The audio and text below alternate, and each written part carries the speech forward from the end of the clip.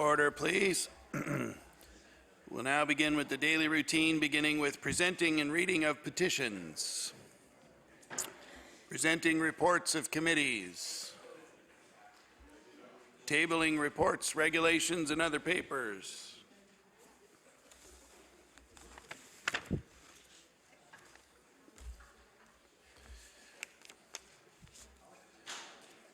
Statements by ministers. Government notices of motion. The Honourable Minister of Health. Thank you, Mr. Speaker. I hereby give notice on a future day I shall move the adoption of the following resolution. Whereas local sprint canoeer Mark de Jong is an Olympic bronze medalist, two-time world champion and Pan American Games champion, and whereas Mark's international successes can be attributed to his ongoing commitment, hard work, and dedication to his sport, and whereas Mark has been voted the winner of the 2015 Air Canada Athlete of the Year Award for his outstanding athletic achievements on the international scene.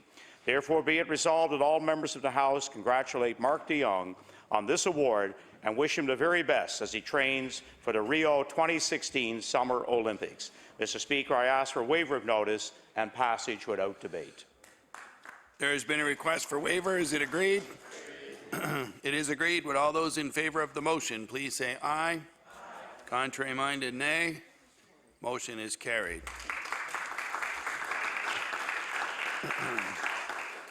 Now move on to introduction of bills. Notices of motion.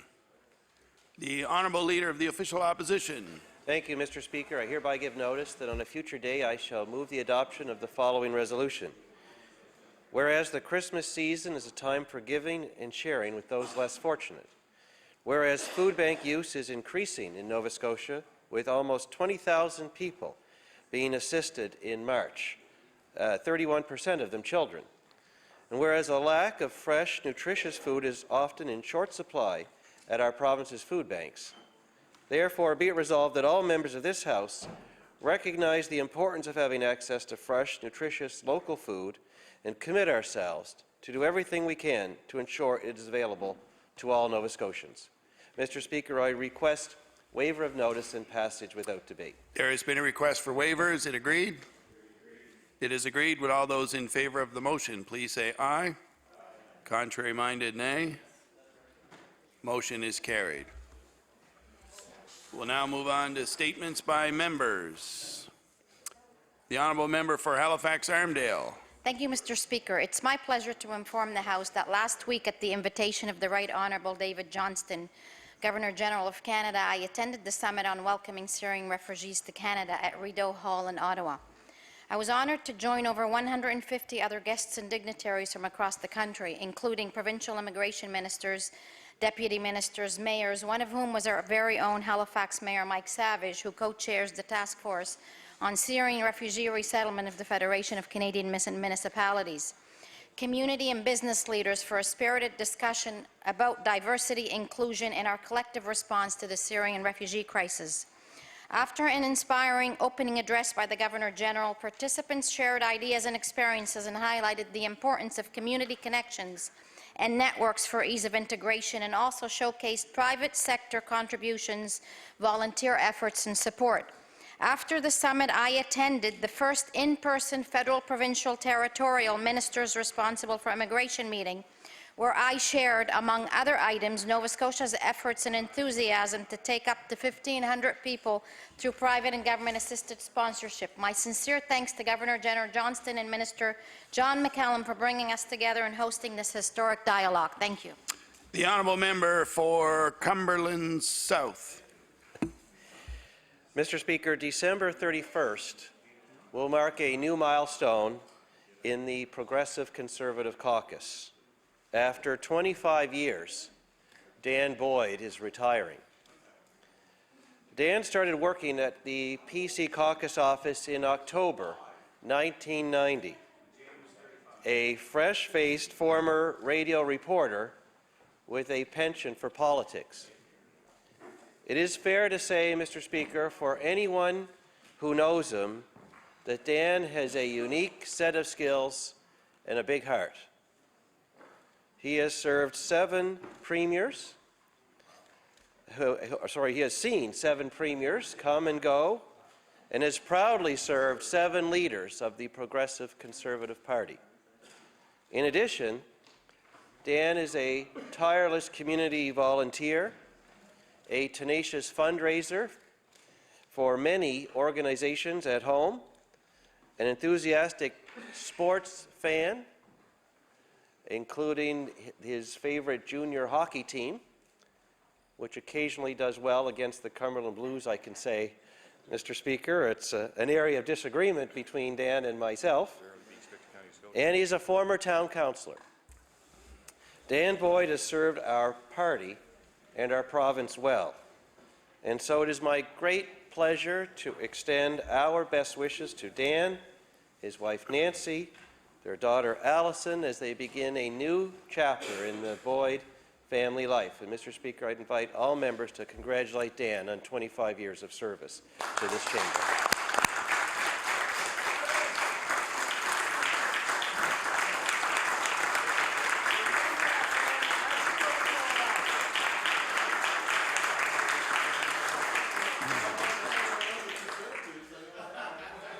The honourable member for Sackville-Cobequid.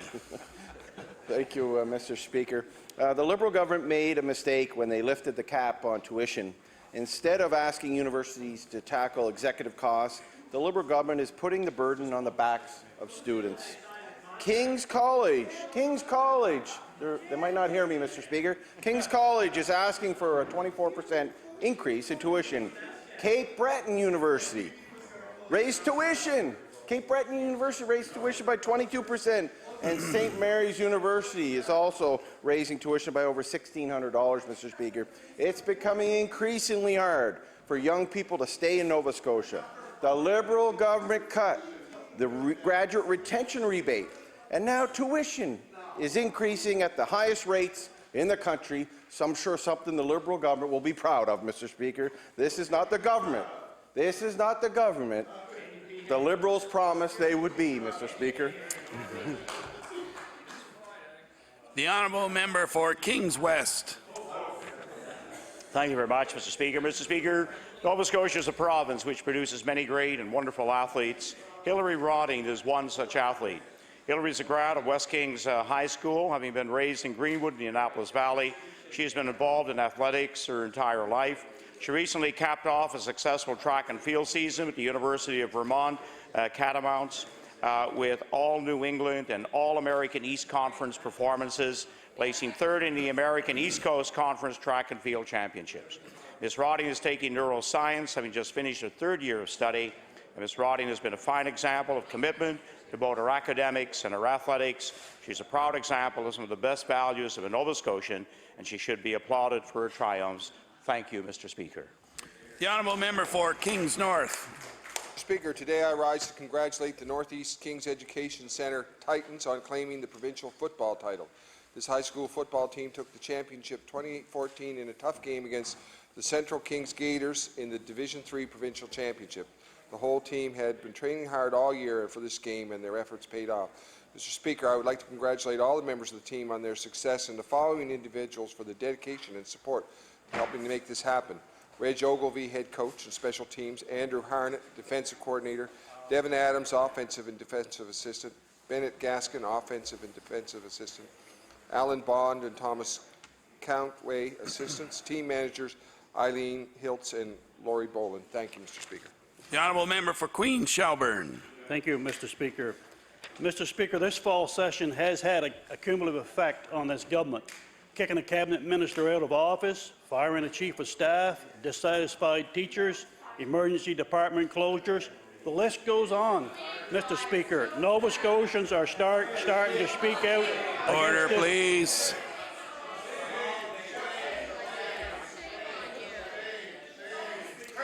Order, please.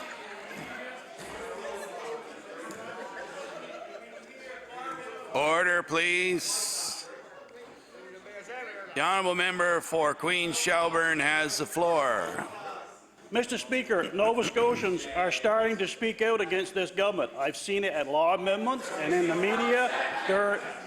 Rural Nova Scotians have traveled to the city to be here in the gallery looking for answers from this government. Unfortunately, Mr. Speaker, Order, please.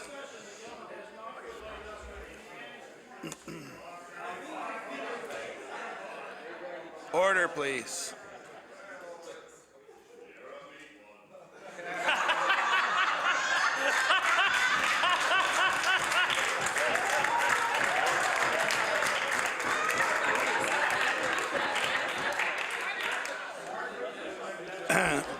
Order, please. The honourable member for Queen Shelburne has the floor. thank you. Mr. Speaker, Nova Scotians are starting to speak out against this government. I've seen it in law amendments and in the media. Rural Nova Scotians have traveled to the city to be here in the gallery looking for answers from this government. Unfortunately, Mr. Speaker, during this session, the government has not provided us with any answers. Mr. Speaker, I believe the cumulative effect of this season has had a negative impact on this government. The time will come when they will eventually have to pay the piper. Thank you. The honourable member for Timberley Prospect. Thank you, Mr. Speaker. I would like to recognize the players, coaching staff, and families of the Nova Scotia 2015 Bantam Girls Lacrosse team. The girls worked tirelessly to earn their spot at the National Championship Tournament, which took place July 21st to the 25th this year. In addition to their outstanding work in the arena, there was an enormous amount of fundraising that took place to make the trip a reality. One of the team's undertakings was through the sponsorship of local businesses. The team cleaned the roadside along the very busy Prospect Road of litter and garbage. Unfortunately for them, the weather was dismal, but it did not dampen the team's enthusiasm. Although the girls did not win at the Nationals, they had a fabulous experience and were wonderful ambassadors of our province. I would like the members of this Nova Scotia Assembly to join me in congratulating Nova Scotia's 2015 Bantam Girls Lacrosse team on their participation and their community spirit. Thank you, Mr. Speaker. The honourable member for Pictou Centre.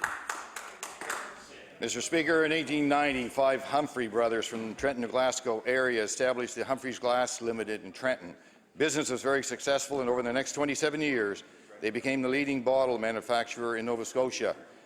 By 1917, Humphreys Glass Limited experienced fierce competition from the Dominion Glass Company that also established a glass works in Trenton. The cost of fuel was rising due to the war, and the efficiency of the coal-heated furnaces used in manufacturing the glass was becoming an issue. An abundant supply of local coal cost 10 cents a ton in those days. John Humphreys decided to move the factory to Moncton in order to take advantage of the abundance of natural gas. Humphreys Glass Works specialized in bottles, supplying huge numbers for Halifax and Quebec retailers. James Humphreys, a retired Pictou County teacher and a descendant of the Humphreys brothers, continues to search throughout the Maritime provinces for glass products manufactured at Humphreys Glass. Thank you, Mr. Speaker. The honourable member for Dartmouth South. Sorry. Mr. Speaker, on November 25th, the Minister of Justice committed to reaching out to her federal counterparts to find out more about the timeframe and process of the internal review of the deaths of 2 women earlier this year at the Nova Correctional Facility for Women in Truro, and providing myself and others with this information. I thank the Minister for this commitment made, and I look forward to hearing from her in the near future on the status of the internal review. Although I firmly believe she has the authority to do this review herself, I thank her for her commitment to oversee this matter. Mr. Speaker, the tragic deaths of these 2 women remain somewhat of a mystery, and with the holiday season upon us, the families of Camille Strickland Murphy and Veronica Park deserve some answers to their questions. The honourable member for Hants West. Thank you, Mr. Speaker. Mr. Dan Boyd has been an invaluable member of the Progressive Conservative Caucus since 1990. Where he worked under many different premiers, such as Roger Bacon, Donald Cameron, John Hem, and Rodney MacDonald. Earlier in his working career, Dan was a radio personality in Prince Edward Island, Newfoundland, and New Brunswick, before working with our very own Annapolis Valley Radio right here in Nova Scotia. Also spending 5 years with Global TV before being hired by the PC Caucus. Dan recently received a medal for all his work at the Windsor Fire Department as an active veteran firefighter.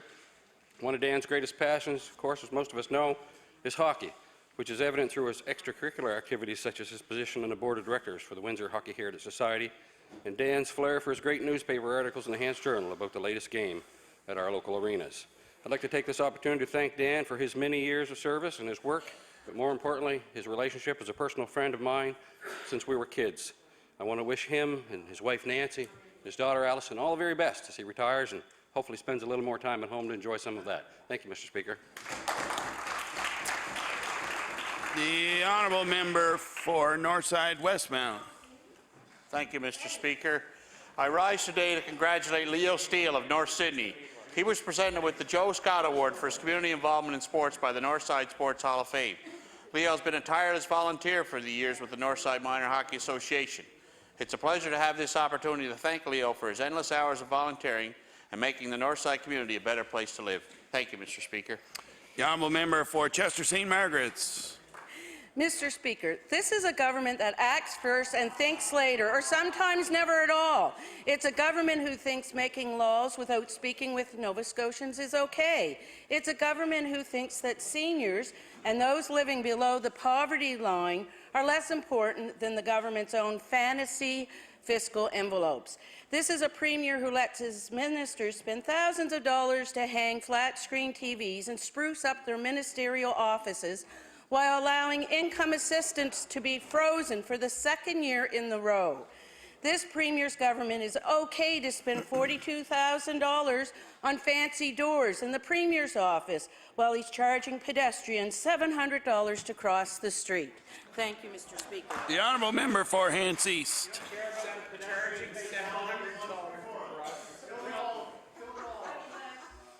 Mr. Speaker, now on a positive note, Four Seasons Farm, located in Maitland, Nova Scotia, is a unique, medium-sized, certified organic farm that was established in 1992 by Nancy and David Roberts. In 2012, the ownership of the farm was transitioned to their next-generation son, Owen Roberts and Sina Wagner.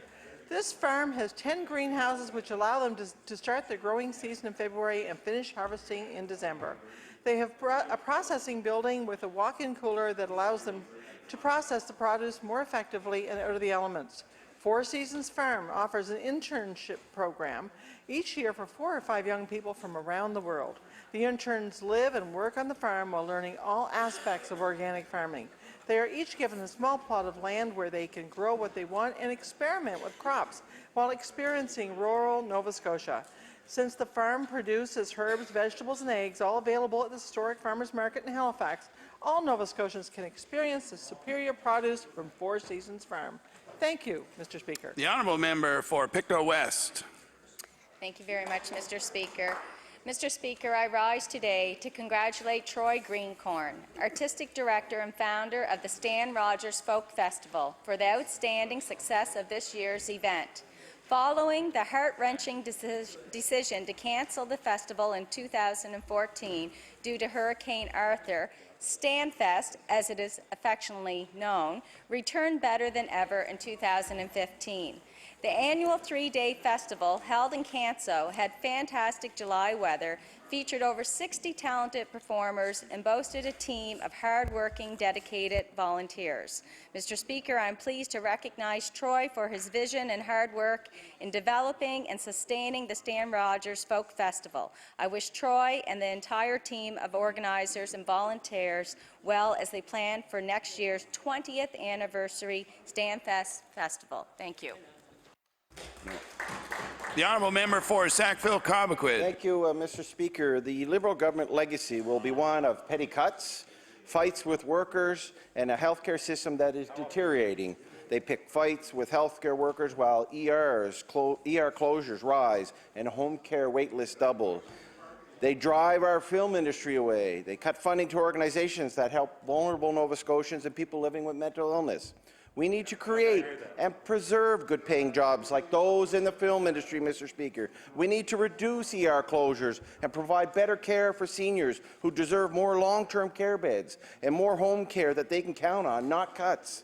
And we need to protect the strong public service against the Premier's privatization plan that costs families more and deliver less. Let's hope, Mr. Speaker, the Liberal government learned from their mistakes and does a better job in the next session. The honourable member for Lunenburg. Thank you, Mr. Speaker. And on another positive note, I rise today to recognize Julie Ramey, a resident of Upper Northfield and a junior high school English teacher.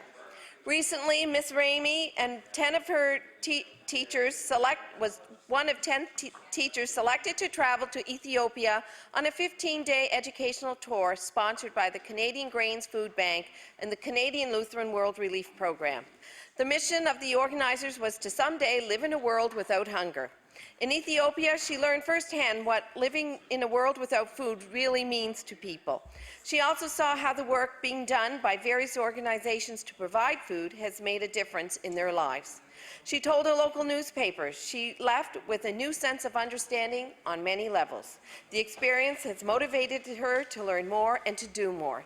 Mr. Speaker, I ask that you join me today in recognizing Ms. Ramey for her efforts in working towards a world without hunger. Thank you, Mr. Speaker. The honourable member for Argyle-Barrington. All politics are local, Mr. Speaker. Mr. Speaker, Barrington's 7-time world champion lumberjack Darren Hudson has recently collaborated with local illustrator Aaron Smith to complete a 36-page coloring book filled with games and puzzles. I'd say children, but who doesn't like a good coloring book? The idea came to Hudson earlier this year after he issued a local request, or requested a local artist for a caricature he could use in an advertisement. His goal is to encourage young people to disconnect from their electronics and engage in simple activities. Mr. Speaker, I would like to congratulate Mr. Hudson on creating such a community-minded project and wish him continued success in the future. The honourable member for Queens, Shelburne. Mr. Speaker, usually private members' bill get as far as a flat tire. I wasn't sure how much traction it would get, but Wednesday's winter tire bill had at least one Liberal backbencher jacked up. Mr. Speaker, I wasn't trying to reinvent the wheel, so I'm not sure why the member from Halifax, Atlanta felt so inflated. Going forward, Mr. Speaker, I will try to tread lightly so the member opposite doesn't break his chains. Mr. Speaker, you may be getting tired of these puns, so I'll try to stop. I guess if the government has been feeling the opposition pressure, then maybe it has been a good year.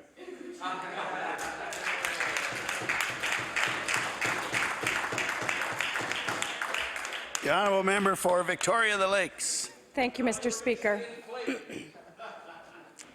Mr. Speaker, I rise today to acknowledge the recent induction of the 1964-65 Bedore Lakers to the Northside Sports Hall of Fame. The Bedore Lakers competed in the Intermediate B Hockey League in Cape Breton in the mid-1960s. Their best season came in 64-65 when they claimed both Cape Breton and Eastern Nova Scotia titles and went on to represent Nova Scotia at the Maritime Championships. The team was made up of local men who would leave during the summers to work on the lakes of Ontario and would form a hockey team each winter. Mr. Speaker, I'd like to congratulate the members of the Bedore Lakers on their recent induction. Thank you. The honourable member for Pictou West. Mr. Speaker, I am honored to rise and recognize the 75th anniversary of the Stella Maris Catholic Women's League. A large crowd of past and present parishioners and pastors, members and executive of other CWL councils in Pictou County, and members from other local faith communities attended the celebration on October 18, 2015. Past and present CWL members were remembered for their faithful service to the parish and community. A time capsule from the year 2000 was opened. Bonnie Sullivan and Janice O'Hearn were recipients of the Maple Leaf Pin, the second highest award given to any member of the CWL. Mr. Speaker, I wish to thank all the individuals responsible for organizing the 75th anniversary celebration and thank the members of the CWL and the award recipients for their faithful service. Thank you. The honourable member for Dartmouth South. Mr. Speaker, in a letter sent to the Minister of Community Services on May 25, 2015 from the Nova Scotia Association of Social Workers, they raised significant concerns about the transformation of the ESIA program and the sudden and devastating ways in which DCS policy has recently been administered. The association urges the department to use an all-encompassing social determinants of health lens when restructuring this program in order to ensure that all vulnerable Nova Scotians and their families are meaningfully cared for by this government. Mr. Speaker, as the Minister embarks on Phase 2 of the ESIA transformation, I hope that she uses the advice and concerns raised in the NSASW's letter as a guide to ensure equity and positive change. The honourable member for Kings South. Thank you, Mr. Speaker. Mr. Speaker, I'm pleased to rise to acknowledge the impressive athletic achievements of wheelchair racer Mr. Ben Brown. At the 2015 Canadian National Championships, Mr. Brown won 2 bronze and a silver medal, and in the 2015 Pan Am Games, Mr. Brown placed 4th in the men's 100 meters by only 0.07 seconds off the bronze medal. He is ranked 3rd in Canada and 15th in the world in the 100-meter of the T53 division. Mr. Brown trains 6 days a week and relentlessly attacks his goals. He says, and Mr. Speaker, this is an inspiration for us all, when you put the time and work in, you will achieve your goals. Never give up. His next goal is the 2016 Paralympics in Brazil. On behalf of the House of Assembly, I would like to congratulate him on his achievements and wish him well in 2016. Thank you, Mr. Speaker. The honourable member for Pictou East. Thank you, Mr. Speaker. Mr. Speaker, recently the Honourable Elmer MacKay and his family were honoured by the Government of Estonia for their assistance to Estonian refugees in Pictou County after World War II.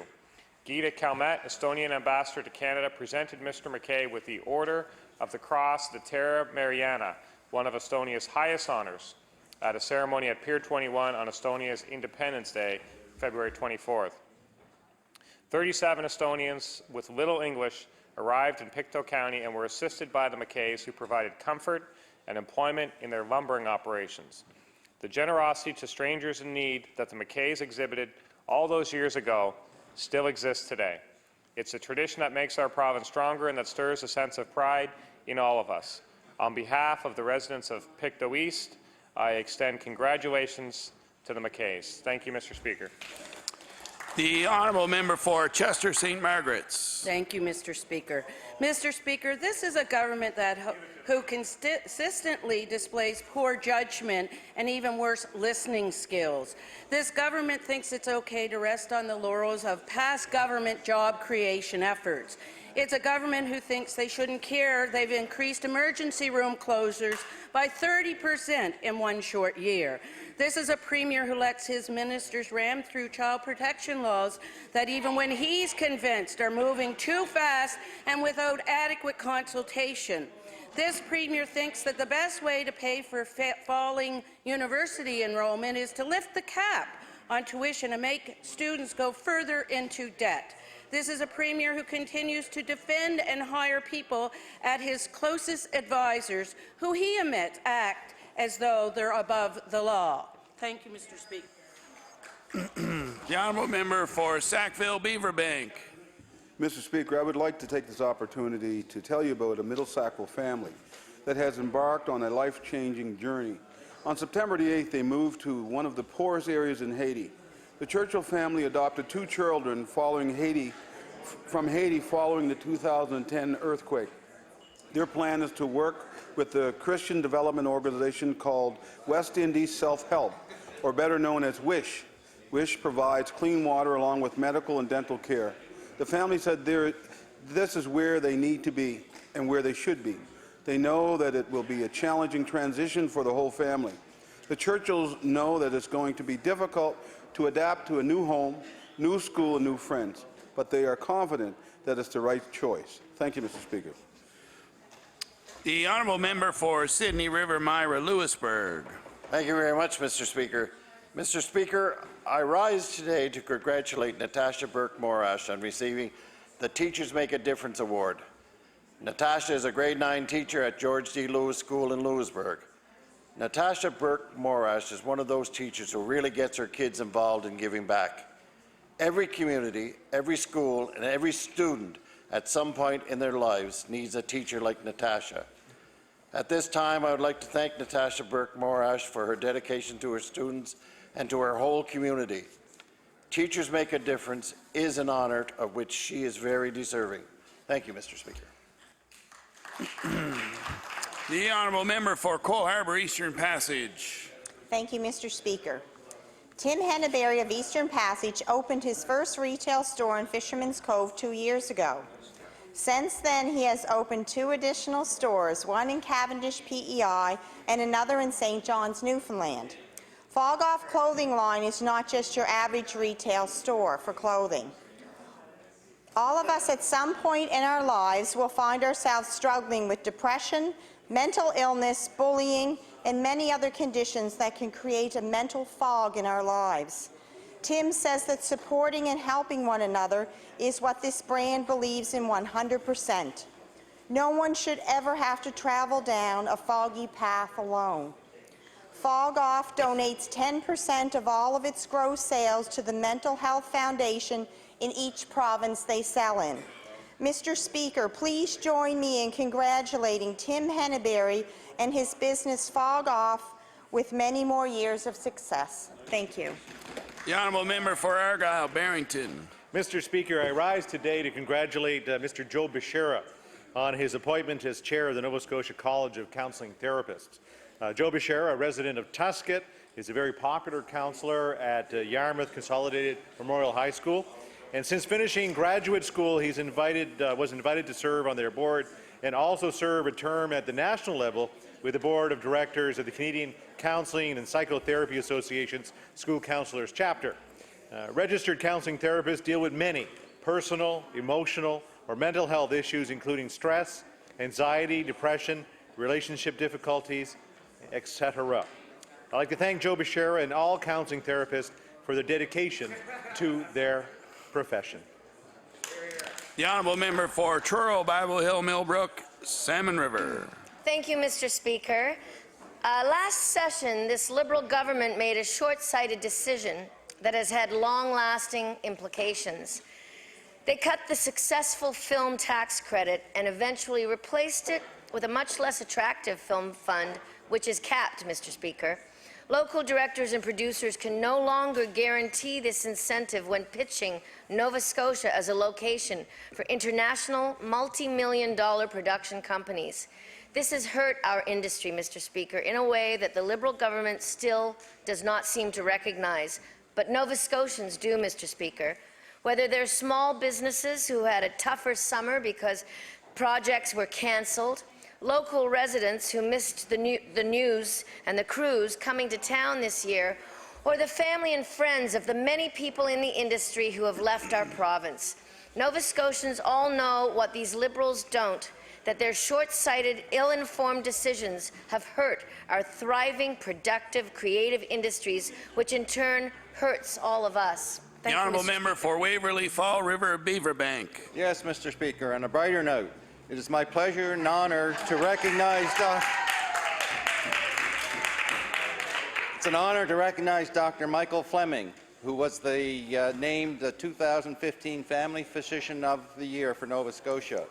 Winners of this award exemplify the best of what is being a family doctor is all about, and Dr. Fleming is recognized for his dedication to his patients and his relentless pursuit of advocacy of continuing professional development. Dr. Fleming has practiced family medicine with the Fall River Family Practice for the past 34 years, and after graduating from Dalhousie University, Dr. Fleming has enjoyed career roles with Dalhousie Faculty of Medicine and is currently Director of Family Medicine Programs and Assistant Professor with Dalhousie Division of Medical Education, as well as holding many other important roles with provincial and national organizations.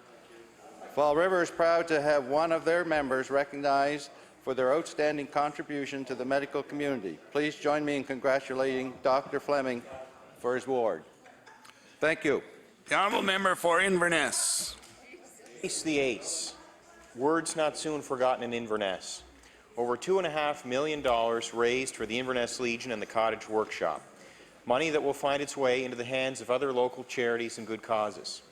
Danelda McCaskill of Englishtown drew the ace of spades after reaching the Dr. Bernie McLean Cultural and Recreation Centre.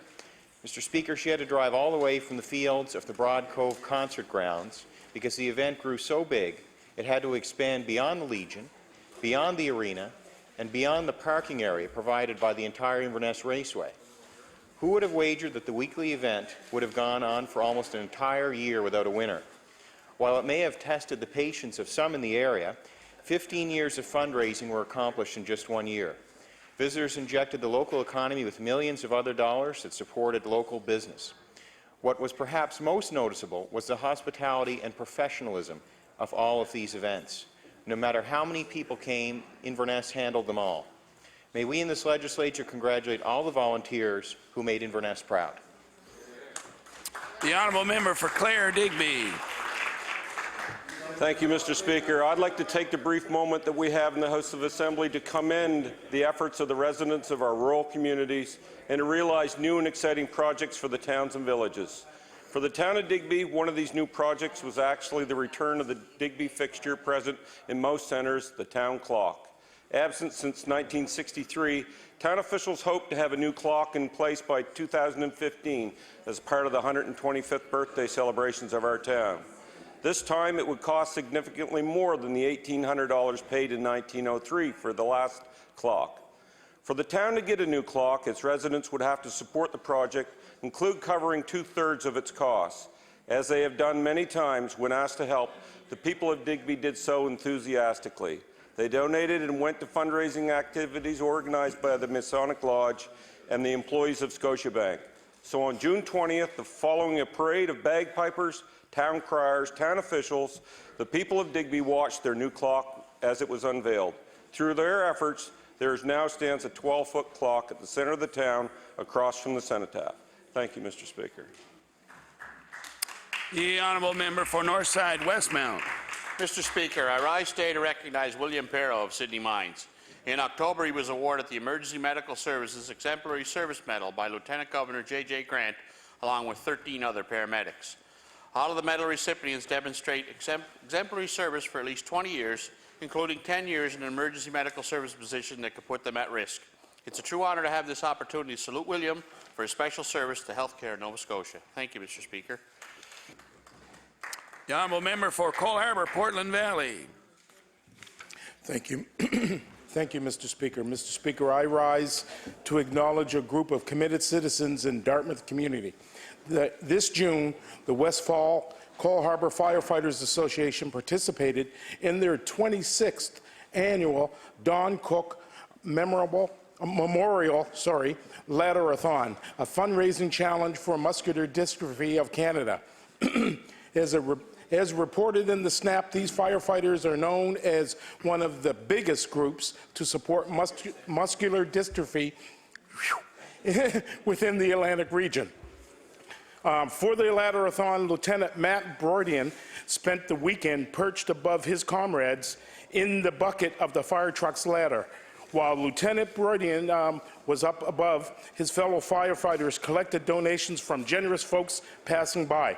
Mr. Speaker, it's a pleasure to commend the work of the Westfall Cole Harbour Firefighters Association. The honourable member for Cumberland North. Thank you, Mr. Speaker. Mr. Speaker, for the 6th consecutive year, the Cumberland District Masonic Association, with the support of the Masonic Foundation of Nova Scotia, presented $9,800 to the Cumberland Early Intervention Program to cover their expenses. In total, the association has provided Cumberland Early Intervention with over $77,000 over the last 6 years. Cumberland Early Intervention Program promotes potential for families who have children with special needs or behavioral challenges through support, education, advocacy, and partnerships. In operation since 1990, Cumberland Early Intervention supports children with special needs from birth to age 6. I want to thank the Masons for their generosity in supporting this program. Thank you, Mr. Speaker.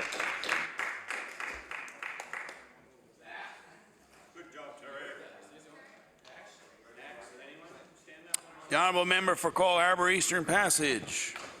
Thank you, Mr. Speaker. The Knights of Columbus are a very important service group in the community of Shearwater, Eastern Passage, and Cow Bay. Last month, they presented checks to the 3 elementary schools in the community to assist in their school breakfast program. Many children leave their homes in the morning without the time to eat breakfast, or there simply is no food. This fantastic program ensures that each child in the school can have breakfast when they arrive for the day. With breakfast being the most important meal of the day, this program is essential for learning in school. Thank you to Grand Knight Jim McPhee for the presentation of the checks, and thank you to the entire Knights of Columbus Council for their continued community support. Thank you. The honourable member for Lunenburg. Thank you, Mr. Speaker. In every corner of Nova Scotia, the name Lawrence Mawhinney is met with reverence and respect. There isn't a politician or community leader who hasn't crossed paths with the former mayor of Lunenburg sometime over the last decades. Mr. Mawhinney served as mayor for an astonishing 33 years. To be trusted by his community as a leader for so long speaks to his character, not only as a leader, but as a person. He was and still is held in highest regard in the town he so faithfully served for so long. So it was quite fitting when earlier this last month, Mr. Mawhinney was named winner of the Ken Simpson Memorial Award for Outstanding Public Service and Leadership in Nova Scotia's municipal government at the UNSM banquet last month.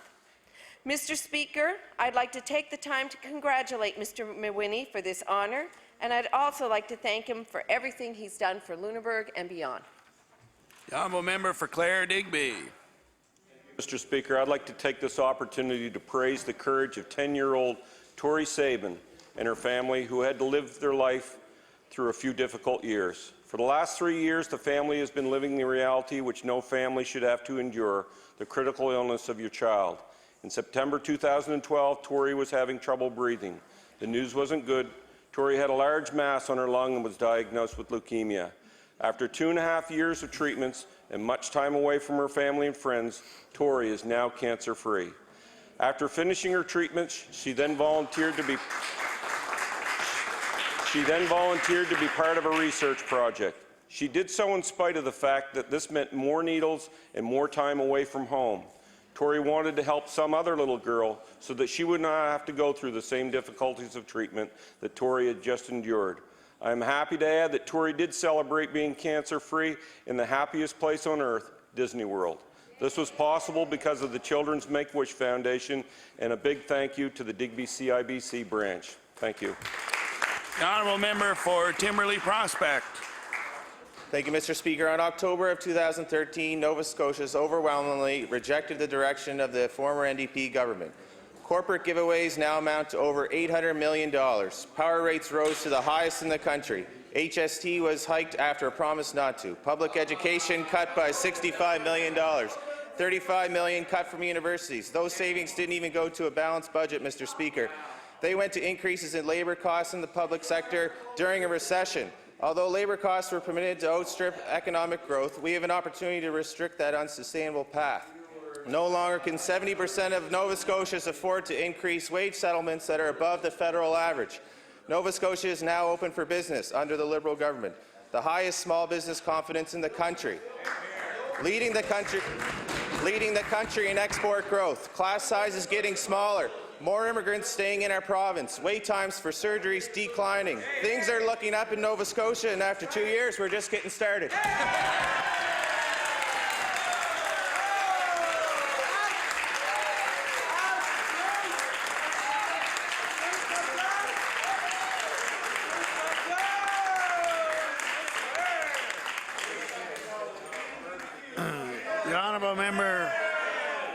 The honourable member for Hants East. But you guys can have the segue thing.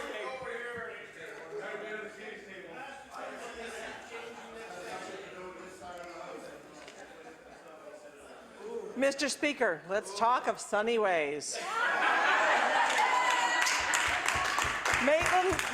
Maitland launch days are unique as the local residents who celebrate the history of the community by dressing in period costume and recreating their shipbuilding history. The success of the day would not be possible without the efforts of costumer extraordinaire John Hicks. John is a hobby costumer who loves a period from 1850 to 1919. That makes him very popular and as a resource for groups and plays wanting to recreate the romance of earlier days. And John has even costumed a local wedding. He has supplied local gowns, hats, boots, feminine fripperies, and more. His home has become the local tickle trunk. John says that he is running out of space, but costuming is his passion. So far, he doesn't charge for his services, but only asks that folks who borrow his costumes bring them back in good condition. Mr. Speaker, our communities are full of special people who embrace our daily lives and enhance our daily lives. John Hicks is one of those special people. He helps to make Maitland the unique place it is. Thank you, Mr. Speaker, and Merry Christmas. The honourable member for Victoria the Lakes.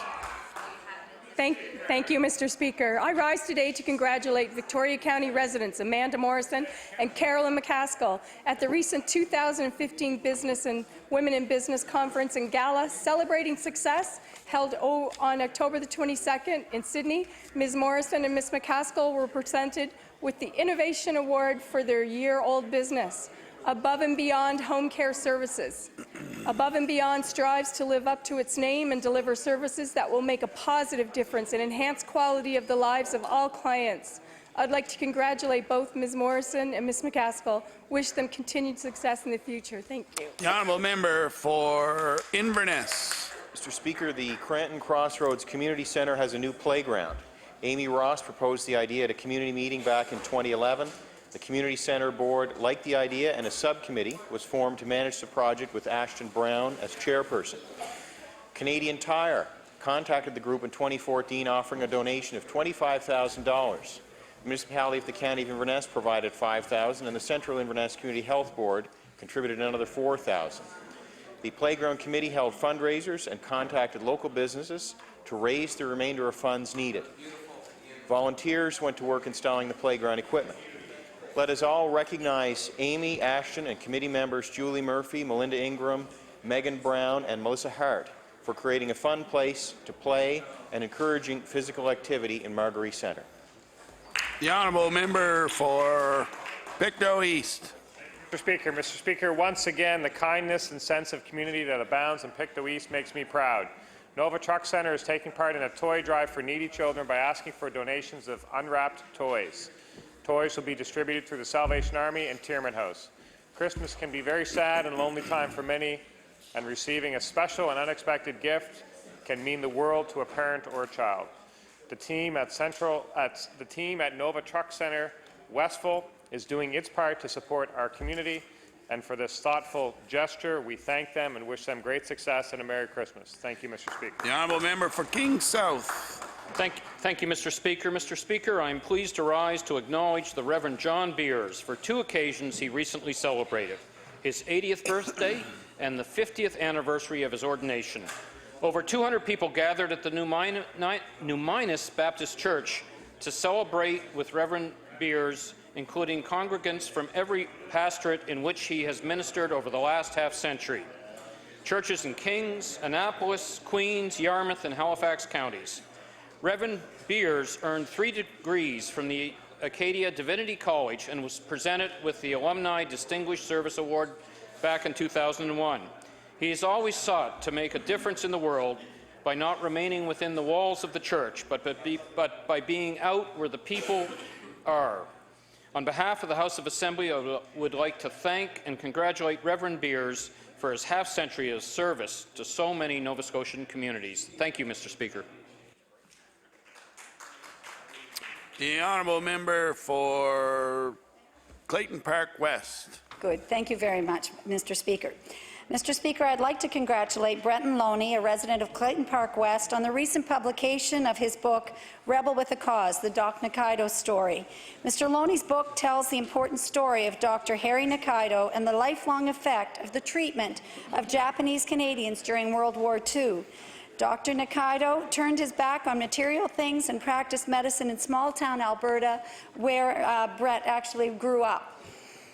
The book, again, Breton would be known to many in the House because he's a director with Communications Nova Scotia.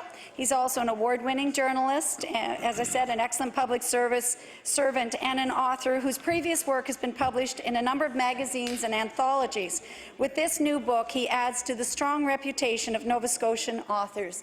Please join me in congratulating Breton Loney on the publication of Rebel with a Cause, the Doc Nakaido story, and wishing him continued success in all his future endeavours. Thank you, Mr. Speaker. The honourable member for Sackville-Beaverbank. Mr. Speaker, I'd like to take this opportunity to recognize Gordon Morgan. Gordon hung up his volunteer hat with the Sackville Community Development Association last year after many years of service. The longtime Sackville volunteer may not be a household name, but his legacy has left its mark on many local residents. Morgan has devoted countless hours to numerous community endeavours. His work as head of the Heritage Park Advisory Committee helped ensure the beautification of Sackville Heritage Park. He is also the founding member of the Sackville Development Association, formed in 1997 by a group of like-minded volunteers who aimed to ensure Sackville would retain a community character of its own. We want to thank Gordon Morgan for lighting the spark within our community and for his continued contributions to the people of Sackville-Beaverbank. Thank you, Mr. Speaker. The honourable member for Cole Harbour, Portland Valley. Thank you, Mr. Speaker. Mr. Speaker, I rise today to acknowledge and thank Carolyn Fraser. Carolyn has been a crossing guard for children living in Portland Estates, Portland Hills area of my riding. Carolyn retired this October after 16 years of commendable services. She not only worked hard to keep children walking to school safe, but she also ensured that they would be greeted with a smile each and every morning.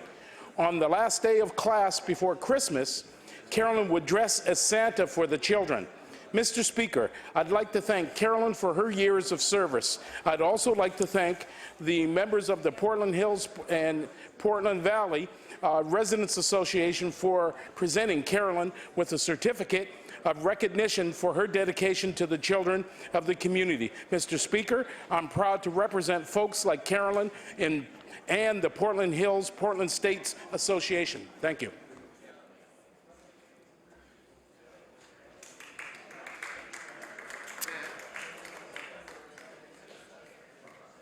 Barring no more member statements, the House will now recess until 10 a.m.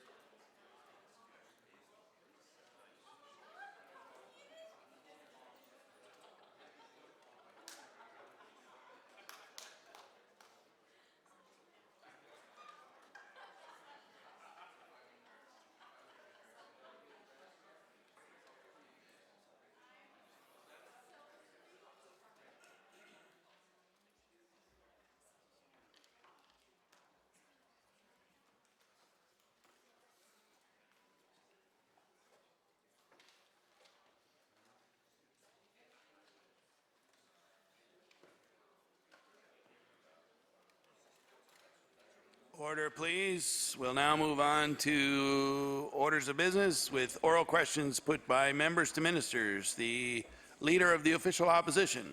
Thank you, Mr. Speaker. My question is to the Premier.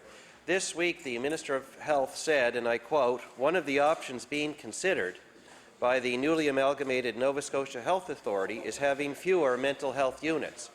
Mr. Speaker, that is shocking news to people like Leanne Griffin, who has said that her brother, who is schizophrenic and bipolar, relies on the mental health unit at the Valley Regional Hospital when he is in crisis. Mr. Speaker, I'd like to ask the Premier why his government is considering closing mental health units when people like Leanne's brother so clearly still need help. The Honourable Premier. Thank you, Mr. Speaker. I want to thank the Honourable Member for the question. As I said yesterday, I believe what the Minister of Health said, that in some of those facilities across the province, the team may look differently, the service delivery may look differently based on, quite frankly, what the clinicians across this province, what health advocates talk about across the province, and what community believes are their need in order to deliver mental health services to the citizens of the province, Mr. Speaker. The Minister of Health has continued to work with healthcare providers to ensure that the healthcare model that's in our respective communities across Nova Scotia is the one that meets the needs of that particular community and is the one that that community believes is in their best interest. The Honourable Leader of the Official Opposition. Thank you, Mr. Speaker. What the Minister of Health said is that they may look differently in that the mental health unit in their community might close, Mr. Speaker. Well, I got to tell you, there are people like Leanne's brother that show up in our emergency rooms every day at our hospitals around the province, many of them in crisis, needing inpatient services, needing short-stay units like the one in the Valley, like the one at the Aberdeen and New Glasgow, Mr. Speaker. Those community needs include a mental health unit for people that need to be admitted for treatment, Mr. Speaker. I've asked regularly whether the Premier agrees there's a crisis in mental health services delivery, and he says no, Mr. Speaker. How can the Premier continue to say there is no crisis in the delivery of mental health when people like Leanne's brother may find the mental health unit in their community closed? The Honourable Premier. Mr. Speaker, I think the important word that the Honourable Member just said, may. May. The fact of the matter is he's creating fear among communities across this province, Mr. Speaker. The reality of it is the Minister of Health is out working with healthcare professionals across Nova Scotia to ensure that the proper health care supports are there for families across Nova Scotia. What I would encourage families across Nova Scotia, Mr. Speaker, is continue to work with their healthcare providers, continue to work with the Department of Health, the new health authority, to ensure that we have a comprehensive, Mr. Speaker, strategy and a comprehensive suite of services to provide to Nova Scotians in a way, Mr. Speaker, that the professionals know work on their behalf and not get caught up in the fear-mongering of the Leader of the Conservative Party of Nova Scotia. The Leader of the Official Opposition on his final supplementary. Mr. Speaker, it is the Premier's Minister of Health who says that mental health units may close, and I'll table that quote again today for the benefit of the Premier.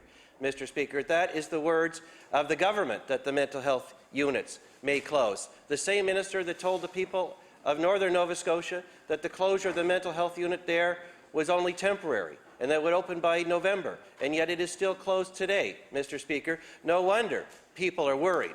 People like Leanne Griffin and her family, Mr. Speaker, no wonder. So the Premier has an opportunity to clear this up. If he's so worried about this issue, Mr. Speaker, he can clear it up right now, and I will ask him to just categorically tell us that no mental health units will close, and if he won't do that, will he call a public inquiry into the state of our mental health system so that we can clear all of this up for the people that need help? The Honourable Premier. Mr. Speaker, I want to remind the Honourable Member that C and CA is not for clinician, Mr. Speaker. The fact of the matter is the Minister of Health is going to continue to work with healthcare providers and families across this province to ensure, Mr. Speaker, that the healthcare services are in communities so that community members that require those healthcare services will require them with the right healthcare providers. And I want to thank the Minister of Health, the Department of Health, Mr. Speaker, the new District Health Authority, and all those Nova Scotians that are coming together, recognizing there's a need in this province and finding a long-term solution to ensure that it is there for the long haul, Mr. Speaker. The Honourable Acting Leader of the New Democratic Party. Thank you very much, Mr. Speaker. Mr. Speaker, there's been a great outpouring of donations from Nova Scotians across the province with respect to the resettlement of Syrian refugees, unparalleled probably, and it demonstrates the compassion of people in our province. Mr. Speaker, as Nova Scotia prepares for the Syrian refugees that will soon call Nova Scotia home, there are many things that the government should be considering. And one of these things is mental health, Mr. Speaker. Dr. Stan Kushner, a local psychiatrist, in a recent news story outlines that it will be critical to examine the refugees' mental health. So, Mr. Speaker, my question to the Premier is this. Can the Premier outline what steps his government has taken to ensure that all Syrian refugees will be provided with appropriate mental health services when they arrive? The Honourable Premier. Mr. Speaker, I want to thank the honourable member for the question. I want to thank the Minister for the tremendous work she's been doing on behalf of all Nova Scotians. And I'll ask the Minister to respond to the member's question. The Honourable Minister of Immigration. Thank you very much, Mr. Speaker. I very much appreciate the question. This is a very important question for all Nova Scotians and all Canadians at this time of need, at a time when there's 4 million plus refugees that are fleeing Syria to neighbouring countries. Nova Scotia is very much prepared and ready to assist. When we launched the 211 system, we received, and it's been 3 weeks, we received over 2,000 calls of donations, many of which were for volunteer work as well as assistance for donations, money and other things. I've also received calls from doctors, from lawyers, from optometrists, from many professionals that are willing to volunteer their services, including mental health. Thank you. The Honourable Acting Leader of the New Democratic Party. Thank you very much, Mr. Speaker, and I want to thank the Minister. Refugees coming to Nova Scotia have been through pretty traumatic situations, making their way to Turkey, Jordan, Lebanon, and other countries. And many will require extensive mental health services that are culturally appropriate. In this year's budget, Mr. Speaker, the Immigrant Services Association of Nova Scotia, which has been a leader in the ongoing resettlement process in our province, saw their mental health funding cut, Mr. Speaker, by 24% for mental health services. So, Mr. Speaker, will the Premier restore the mental health funding to ISANs so they will be able to provide culturally appropriate mental health services as Syrian refugees arrive in Nova Scotia? The Honourable Premier. Thank you, Mr. Speaker. I want to thank the honourable member for the question. Again, I want to thank all Nova Scotians for the way they're responding to this Syrian refugees. Mr. Speaker, as the honourable member would know, the first 10,000 refugees that are coming into Canada, about 80% of them are privately sponsored. I mean, community groups across our province and indeed across the entire country. Families have come together to provide a new beginning for these families. I also wanted to tell the honourable member there was no cuts to the ISANS program. Those cuts she's referring to were by the federal government. Canadians passed judgment on that federal government. We have a new one in place, Mr. Speaker, who responded, who quite frankly put Canada back on the map, Mr. Speaker, internationally, when we're known to be a compassionate country. And finally, Mr. Speaker, the national government has stood up and told the rest of the world we will do our part to ensure that these Syrian refugees get an opportunity to start a new life globally. The Honourable Acting Leader of the New Democratic Party. Thank you very much, Mr. Speaker. Mr. Speaker, I don't want to be argumentative on such an important topic, Mr. Speaker, as mental health. It's not a funny matter either, Mr. Speaker, I have to say. But Mr. Speaker, this government, in fact, did cut the community grants program under the mental health strategy to the Immigrant Services Association by $22,000 from the $99,000 that they received. And I will table that. That's from the Minister of Health and Wellness, his department, Mr. Speaker. So I want to ask the Premier again, will those resources be restored in light of the fact that we will have Syrian refugees arriving in this country requiring mental health and other medical services, and not only restored, Mr. Speaker, but in fact expanded. The Honourable Premier. Speaker, I want to thank the honourable member for the question. I again want to tell her that the Canadians responded to a new vision, a new direction with a new government. The new government has announced, Mr. Speaker, that it will be restoring former cuts when it came to refugees coming into Canada that were provided by the previous government. We're encouraged by that. We're looking forward to continuing to work with the partnership. Mr. Speaker, but again, I want to remind the honourable member, and I believe what she's actually doing is endorsing our labour movement, Mr. Speaker, and the fact that we need to get labour costs under control in Nova Scotia so that we continue to invest in the services that Nova Scotians want to provide to Nova Scotians, Mr. Speaker. At the end of the day, Mr. Speaker, we need to be able to get to the point, so I want to say, and I really do appreciate the fact that she's standing up and willing to support that labour movement, and I hope as we transition through a new direction, we'll be able to continue to count on her support, because she's beginning to recognize, Mr. Speaker, a good government when she sees one. The Honourable Leader of the Official Opposition. Thank you, Mr. Speaker. Today is Feed Nova Scotia Day, Mr. Speaker, a day when hundreds of Nova Scotians come forward and make donations to Feed Nova Scotia at their local food bank at various locations around the province so that those families in need who are struggling to pay for Christmas presents and food have a chance at a good Christmas, Mr. Speaker. The problem is not enough of that food will be fresh local produce. Mr. Speaker, there are solutions to match up farmers who have surplus produce with the families that need it, Mr. Speaker. Premier says no action on that solution will be taken during this session of the House. I'd like to ask him, why not? Why not make it easier for those families and those food banks to bring a solution together that will help families in need this Christmas? The Honourable Premier. I want to thank the honourable member for the question, Mr. Speaker. I want to tell the honourable member farmers across this province are doing exactly what he's suggesting they should be doing, which is providing produce to food banks. I want to thank them for the tremendous work that they've been doing.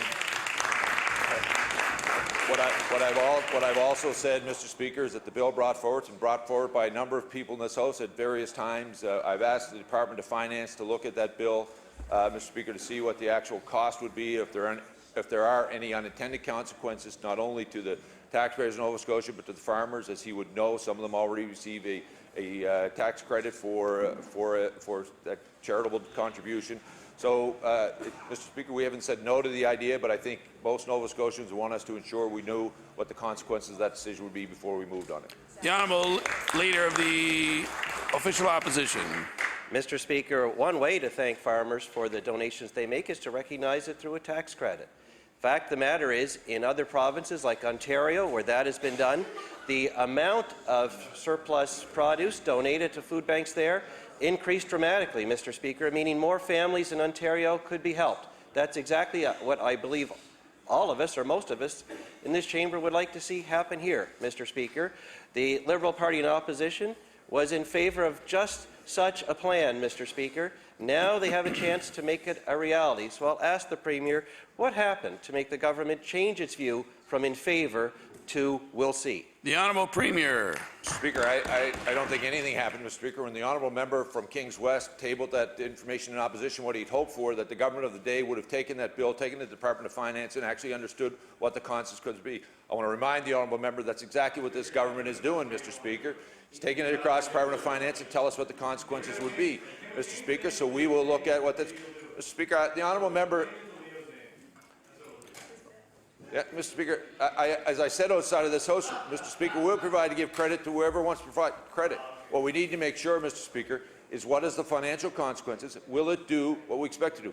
I want to remind the honourable member, farmers across this province are responding in the way that we know Nova Scotians respond to the needs of citizens of this province, Mr. Speaker, and we're going to continue to thank them. We're going to continue to work with them. We'll assess that bill, Mr. Speaker, if it makes sense, if it will actually do what the honourable member thinks it will do, Mr. Speaker. We'd be more than happy to continue to move forward, to progress, and make sure it's there. Honourable House Leader for the New Democratic Party. Mr. Speaker, the new hospital in Pugwash was to include a collaborative emergency centre, the East Cumberland Lodge, Pugwash Professional Centre, and the Emergency Health Services Station. Right now, paramedics take patients back and forth across the parking lot in their ambulances from the hospital to the nursing home for their care.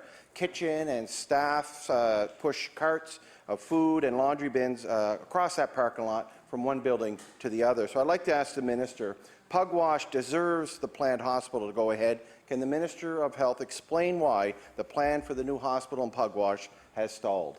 The Honourable Minister of Health. Thank you very much, Mr. Speaker. I'm pleased to say that I have met with the team who are involved with planning, been through the hospital, taken a look at the challenges that they currently have.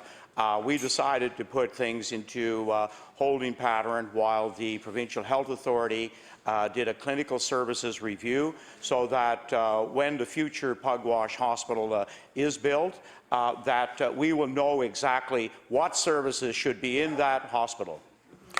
The Honourable House Leader for the New Democratic Party. Speaker, I'll table an article from the Citizen Record on a hospital build in Pugwash 12 months ago. And the minister stated within a couple of weeks we'll be involved in budget discussions and we'll make a determination very quickly on the level of support, Mr. Speaker. The minister said the facility would be considered for 2015-16 budget. It's a year later, Mr. Speaker, and the people of Pugwash are growing concerned. I'll also table an article, even the MLA, who's advocating from Cumberland North, who's advocating for this, Mr. Speaker, has stated that he hopes for a groundbreaking ceremony this fall. So I'd like to ask the minister, can the Minister of Health tell us when the construction will begin on the new Pugwash Hospital? The Honourable Minister of Health. Thank you very much, Mr. Speaker. What I can tell the member opposite and also our MLA for Cumberland North, who has indeed been a great advocate for this new facility. And while he would have liked to have had a groundbreaking ceremony this fall, he realizes that the new Provincial Health Authority must look at all services in the 4 zones across the province, so that when it is built, we know that we have the right services for the future. And we're definitely looking at the future of this area, because actually their population is starting to grow. They have more children entering school, and this area will get a new hospital. The Honourable Member for Inverness. Mr. Speaker, my question is for the Premier as Minister of Aboriginal Affairs.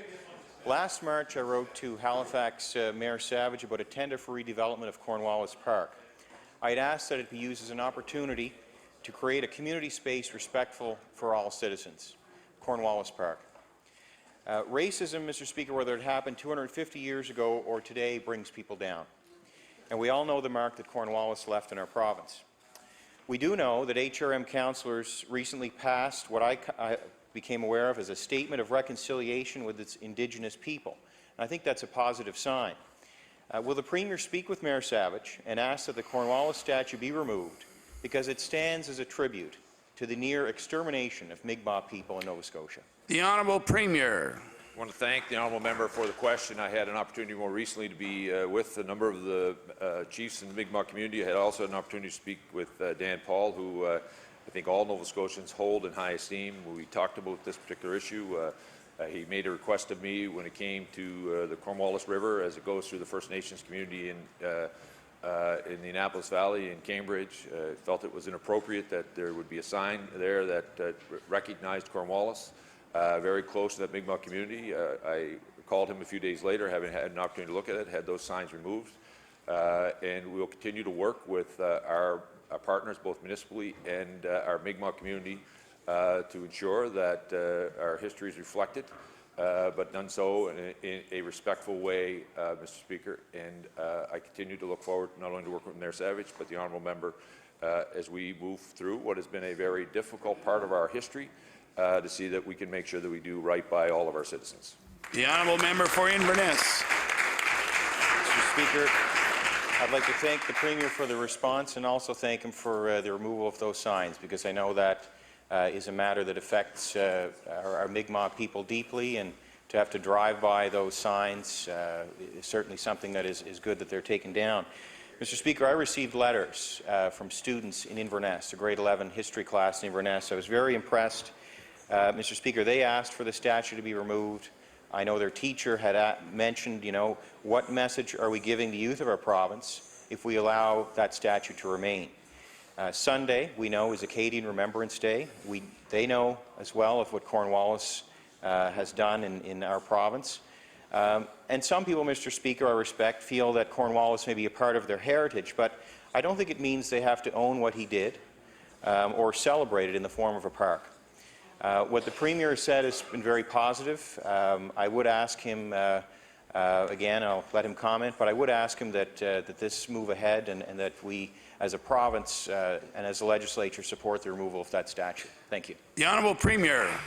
Again, I want to thank the Honourable Member for the question. I particularly also want to thank the students from his riding who obviously have put a lot of time and thoughtfulness into this. It reminds me how fortunate and blessed we are in this province to have so many great young people who are, we only hear about the very small percentage, Mr. Speaker, of young people in trouble, and indeed, in fact, the vast majority of them are like the students the Honourable Member represents, who are very thoughtful young people looking forward and looking back to see is there a way that we can ensure as we move forward collectively that we can deal with the things that we're not proud of. And I made a commitment to the Honourable Member that I would continue to work to do that, to make sure that our history is reflected, the good and the bad, but done so in a way that is not insulting or in a way that is, Mr. Speaker, having some members of our community feel that they are being ignored or, quite frankly, being insulted, as I said a few minutes ago, and we'll continue to try to find that ground that reflects who we are as a people, and I will continue to work with the Mayor and the Honourable Member to ensure that we can achieve that. The Honourable Member for Pictou West. Thank you, Mr. Speaker. My question through you is to the Acting Minister of Natural Resources. In past question periods, the Minister has agreed with the importance of creating community forest projects within Nova Scotia. In fact, I have a letter from him indicating his wishes to visit the McKay Brook Community Forest Project in Pictou West, and I'll table that letter. However, that visit never happened, although I will admit we both tried to coordinate that. However, as soon as the new Minister of Natural Resources began his duties, I received immediately another letter indicating he would not follow through with a visit. Can the Minister explain why there is such a disconnect between the two ministers in seeing the value and importance of coming to the forest and having us explain the meaning of it and why we need this project to happen? The Honourable Acting Minister of Natural Resources. Thank you very much, Mr. Speaker. To speak directly about the proposal that was put in by that group, it did not fit the criteria of a community forest that was established by the province, Mr. Speaker, and that is why its application was rejected by the province. The Honourable Member for Pictou West. Thank you very much, Mr. Speaker, and the Minister for his answer. What I've identified, though, is that the land was given to Port Hawkesbury Paper. However, the representatives from Port Hawkesbury Paper were more than happy to come and view the land and see what we wanted to do there. Your letter came months after that. Order, please. Just want to remind the Honourable Member for Pictou West not to refer to the Minister directly. The Honourable Member for Pictou West. The minister's letter came after that indicating a visit and still wanted to see the land, as well as the representatives from Port Hawkesbury Paper indicated that the onus would really be on the department because they saw the value. And in fact, in Section 10 of the agreement with Port Hawkesbury Paper, you have the ability to remove a parcel of land to make this project happen. So my question is, will you review the proposal again? Order, please. Just want to remind the Honourable Member not to refer to the Minister directly. The Honourable Member for Pictou West.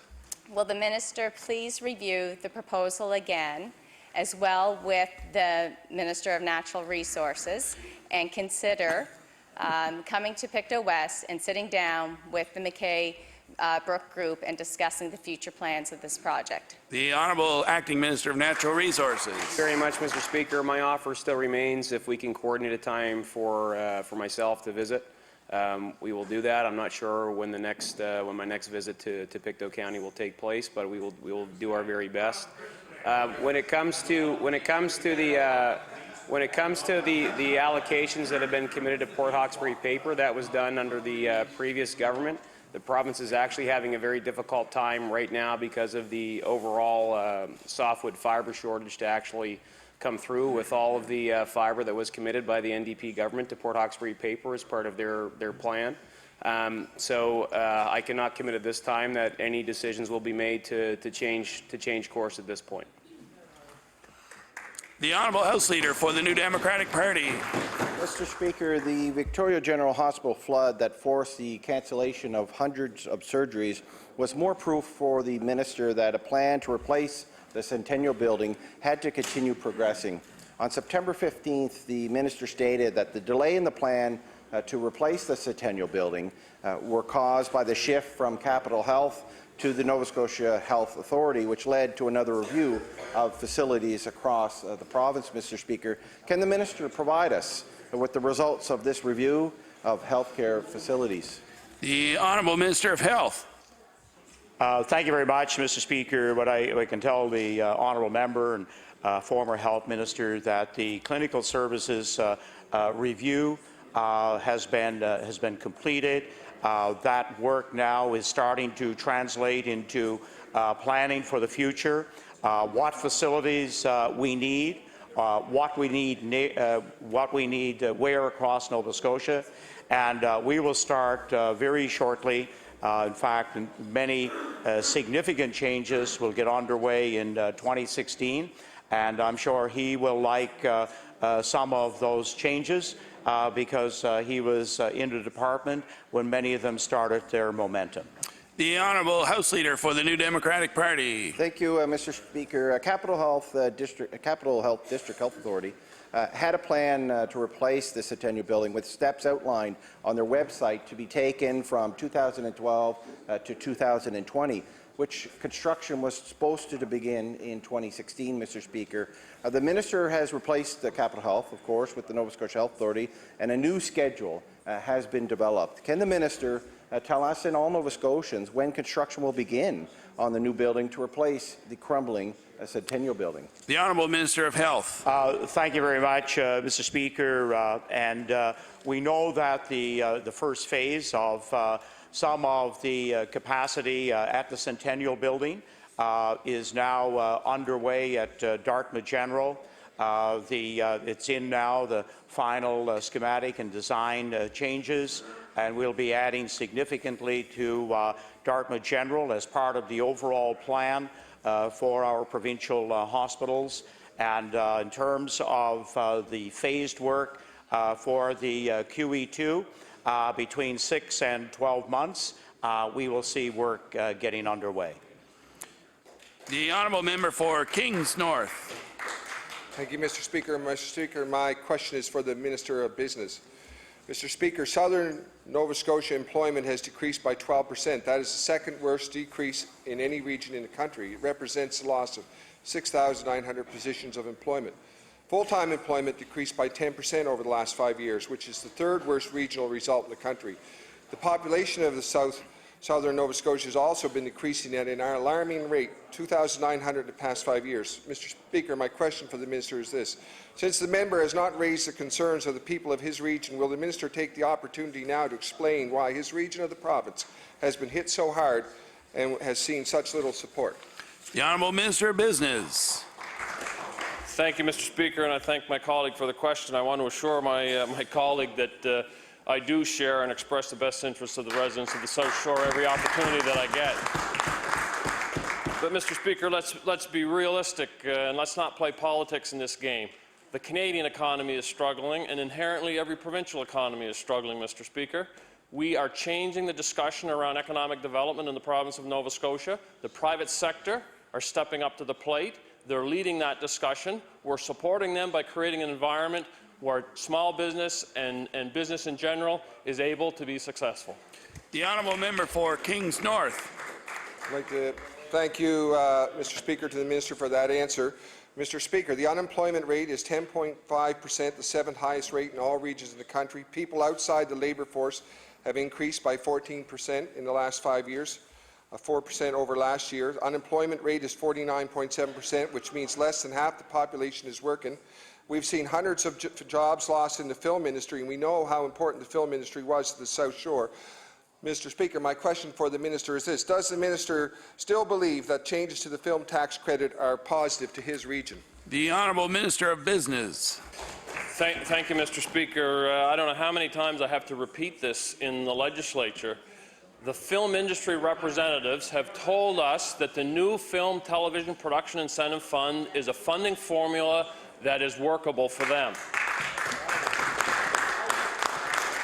In discussions with the industry, Mr. Speaker, they identified priorities for us, and a month ago we announced just under $500,000 that support them in advancing a strategic plan where the industry will lead, to my colleague's point. There's funding to support location services and a web portal, Mr. Speaker. There's funding for an FTE to assist the industry itself in moving the industry forward. Industry has told government to get out of the way and allow them to lead, Mr. Speaker. We're doing that with the film industry. We're doing that with every other sector within the province, Mr. Speaker, and industry is stepping up. The Honourable Member for Pictou East. Thank you, Mr. Speaker. My question is for the Minister of Health. For 4 months now, the people of Pictou County have been told that the short-stay unit at the Aberdeen will be reopened when the appropriate staff can be hired. And Dr. Teresa Vino, the Clinical Director of Psychiatry at the Aberdeen Hospital, yesterday told the Evening News that the jobs were posted, people applied, but because the number of staff needed has yet to be determined, hirings haven't taken place. And she went on to say, part of the reason that nobody's been hired is because we're in a position of an uncertainty with respect to how we're going to staff the unit. Why does the Director of Psychiatry have uncertainty as to how that unit should be staffed? The Honourable Minister of Health. Thank you very much, Mr. Speaker. When the announcement first came about closing the unit at the Aberdeen, it led to considerable investigation of the practice that had been occurring there. It was time to make considerable change, put a new direction into how mental health services would be provided in Pictou County.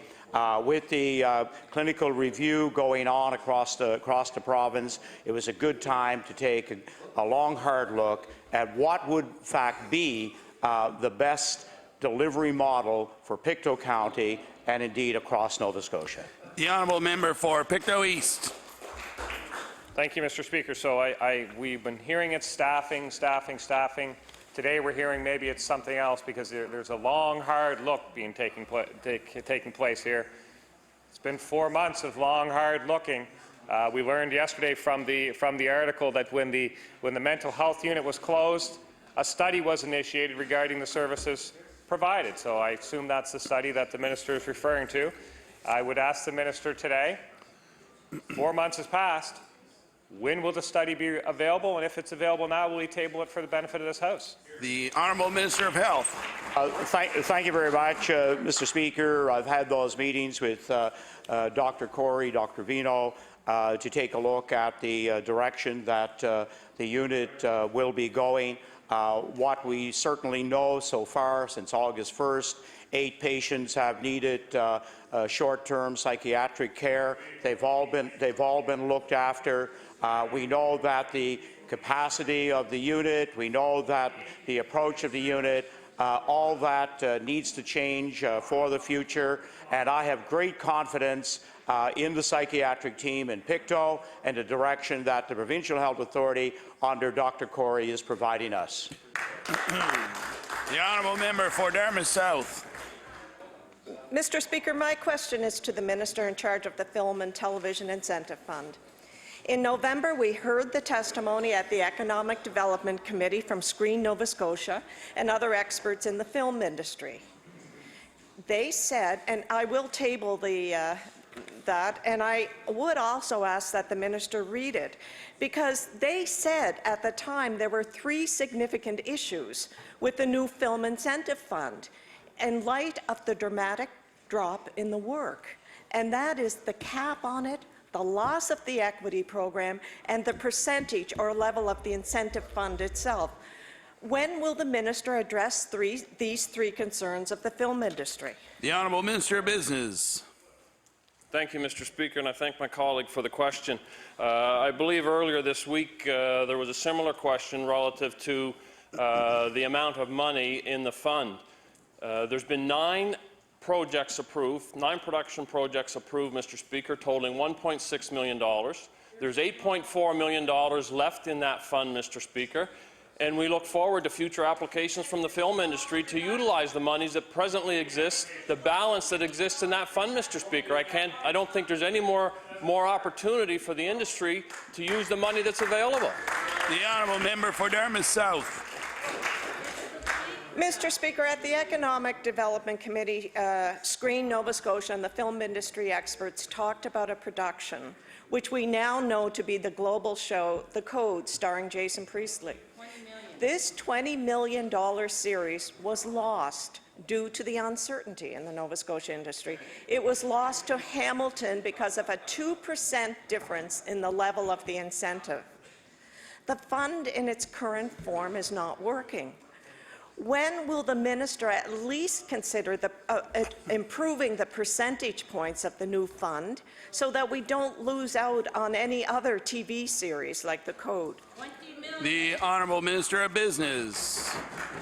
Thank you, Mr. Speaker. Mr. Speaker, I've had extensive discussions both collectively with groups and representation from the industry, and I've spoken individually with those from the industry, Mr. Speaker.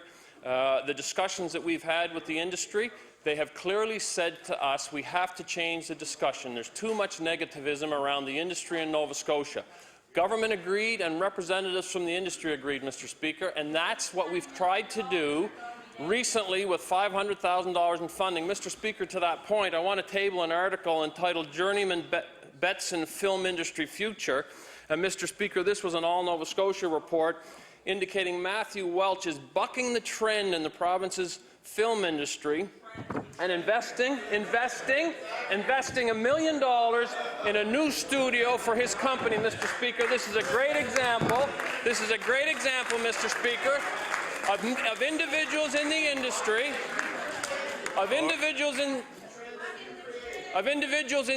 Mr. Speaker, who are rising to the occasion. They're taking advantage of opportunities that exist, and they're prepared to utilize their own money to drive the industry. They're not calling on government, Mr. Speaker. They're stepping up to the plate.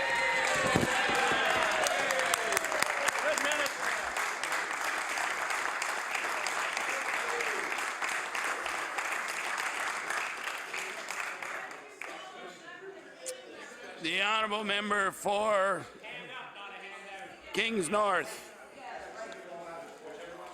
Thank you, Mr. Speaker. Mr. Speaker, my question is to the Minister of Community Services. Pardon me. The Minister of Community Services surely by now recognizes that she has a problem she has not fixed within her department. That problem is within the Family and Children's Services in Kings County, where social workers have more cases than they can handle, and that has been reported, and I will table that in the Chronicle Herald. They have caseloads of up to 30 or 40. The Auditor General reported when, according to CPS standards, the recommended average caseload for CPS workers is 20 files with a mix of low, medium, and high-risk cases. My question, Mr. Speaker, for the Minister is today, can the Minister tell the people of Kings County what she's doing to address this excessive caseload of her staff in Kings County? The Honourable Minister of Community Services. Thank you, Mr. Speaker. I'd like to start out by thanking the many, many social workers and child protection workers across the province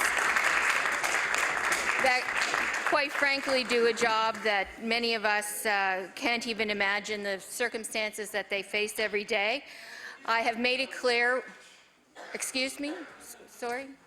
I have made it clear and work very diligently with the Executive Director of Child and Family Services.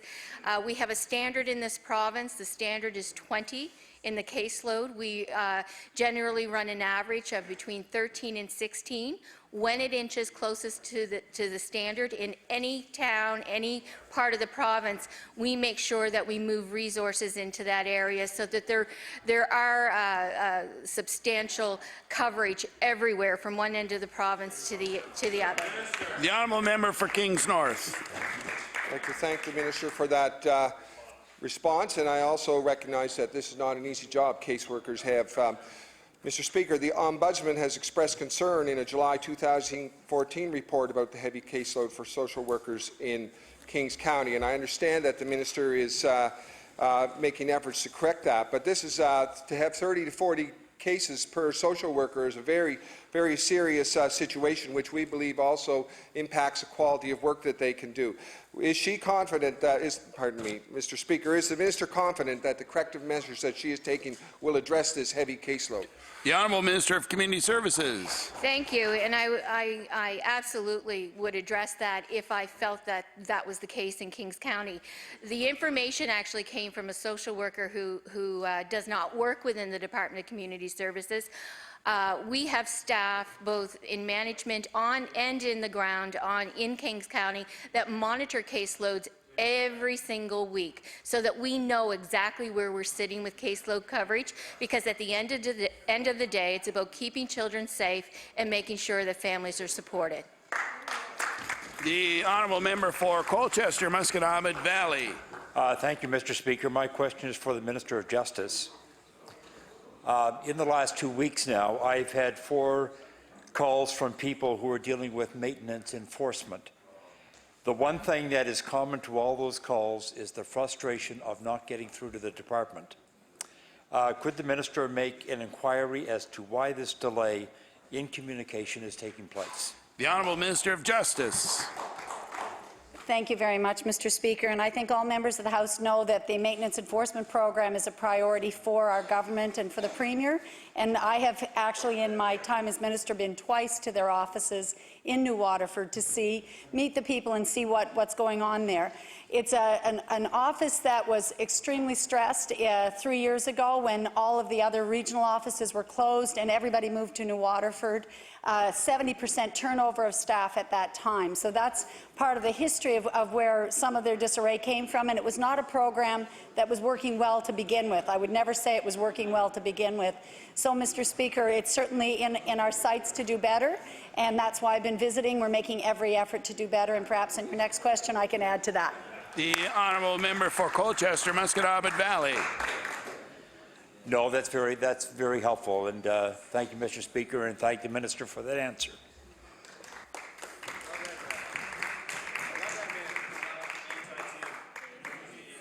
The Honourable Member for Truro, Bible Hill, Millbrook, Salmon River. Thank you, Mr. Speaker. Renovations at J.L. Isley High School have been ongoing for months now. Last week, Global reported that these renovations have created even more problems for students. One student said, and I quote, "In my math class, I was sliding around the classroom." Mr. Speaker, asbestos is a problem, and there's also a section of the school off limits because of gasoline fumes.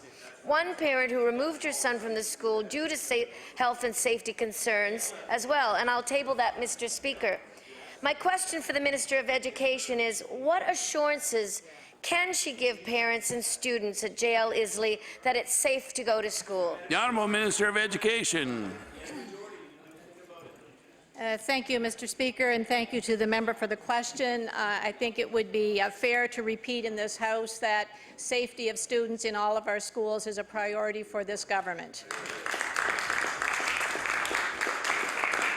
We also recognize that there are deferred maintenance issues across this province, and for that reason, for 2 consecutive budgets, we have put aside $15 million each year for 2 years to address some of the outstanding maintenance, and Ilsley has been the recipient of some of that money. The Honourable Member for Truro, Bible Hill, Millbrook, Salmon River. Thank you, Mr. Speaker. Well, I'm told that the parents would like to see a new school built there, so perhaps the minister could think about that. Mr. Speaker, rural Nova Scotia is really hurting, and several regions like River John have now lost their schools. Yesterday, a concerned parent wrote the Chronicle Herald to express her frustration with the state of schools on the eastern shore, and the parent argues that dollars spent on cosmetic repairs could and should have been spent on a replacement of Eastern Shore District High and Gatesbrook Junior High. To support the arguments for a new school, the parent said she has the support of her Liberal MLA. So my question for the minister is this: does she believe that there should be a replacement school for Eastern Shore District High and Gatesbrook Junior High? The Honourable Minister of Education. Thank you, Mr. Speaker. And to the member's question, I would suggest to the member and to all members of this House that repairing a leaky roof and replacing windows and putting new doors in would not be considered cosmetic. Those are real necessary remedies. The honourable member for Kings North. Mr. Speaker, my question is for the Minister of Community Services. In the previous question, we asked about the caseloads for social workers in Kings County, and I tabled a report that said, a quote in the Chronicle Herald that said there was between 30 to 40 cases per caseworker. I believe I heard the minister say that was not correct.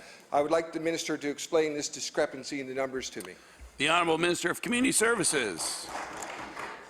Thank you. I believe the quote came from a social worker that does not work for the Department of Community Services, so their interpretation may be what they actually think is maybe not what is actually happening. The honourable member for Kings North. Mr. Speaker, I would like to request that the minister table that information, and I would further like to suggest that one of the reasons that I've heard for the discrepancy is, in fact, that when the actual number is 30 to 40, but when the department calculates it, they calculate it with the number with people in the department who are not, in fact, carrying a caseload, but are staff within the branch. So I would like the minister to clarify this. Does her number? Is it true for the actual cases per caseworker, or does her average include staff within the department who do not carry a caseload? The honourable Minister of Community Services. Thank you, and I will clarify for you, and I can't table somebody else's opinion. That's impossible. But what I will table and get the information is what the standard is, and of course, we would not put a frontline person who was answering the phone in the statistics of what the caseload would be for clinical social workers who work with families every day. Clinical social workers who work with families every day is between 13 and 16, with the standard being 20.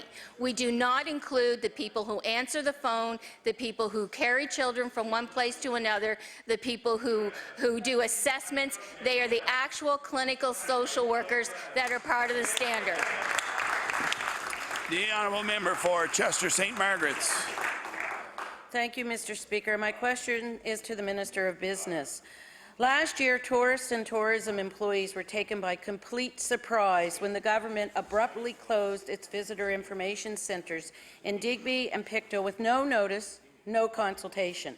Understandably, the communities who were spared from last year's VIC cuts are growing very nervous that they're the next on the Liberal government's chopping block. So my question to the minister is, what assurances can the minister give these rural communities that they will have VICs this coming summer? The honourable Minister of Business. Thank you, Mr. Speaker, and I thank my colleague for the question.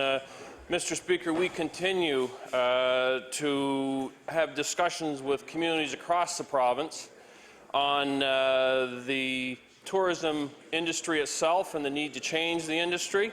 And I want to assure my colleague across that there will be 51 municipal VICs functional for the next tourist season. The honourable member for Chester St. Margaret's. Mr. Speaker, I would like to thank the minister for his answer. However, last year, mayors in Pictou and Digby told reporters that they were shocked and blindsided when this government shuttered the VICs in those communities, and I will table that. And this year, we're hearing reports that renovations to VICs are being halted as there are multiple sites that won't open again in the new year. So my question again to the minister is, will the minister commit to full and open consultations with communities before they have the rug ripped out from underneath them, which happened last year in Pictou and Digby? Thank you, Mr. Speaker. The honourable Minister of Business. Thank you, Mr. Speaker, and I thank my colleague for the question. One of the things that I have committed to, and we continue to do, Mr. Speaker, is engage communities across the province. And that consultation that is ongoing as we speak has been exhaustive. It's been very thorough. It's engaged all of the stakeholders from those communities around the discussions of tourism and how the province collectively can double tourism revenues over the next 10 years.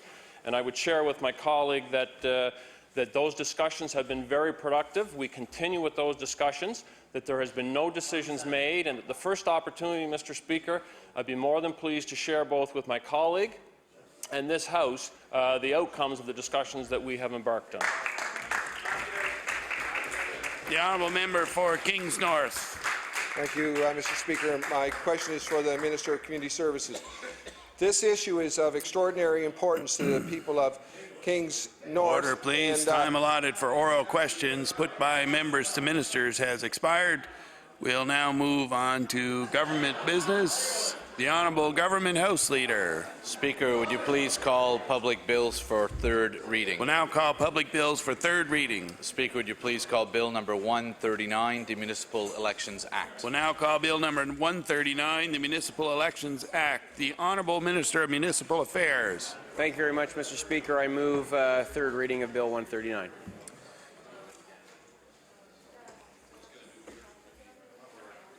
Motion is for third reading of Bill number 139, the Municipal Elections Act. Would all those in favor of the motion please say aye? Aye.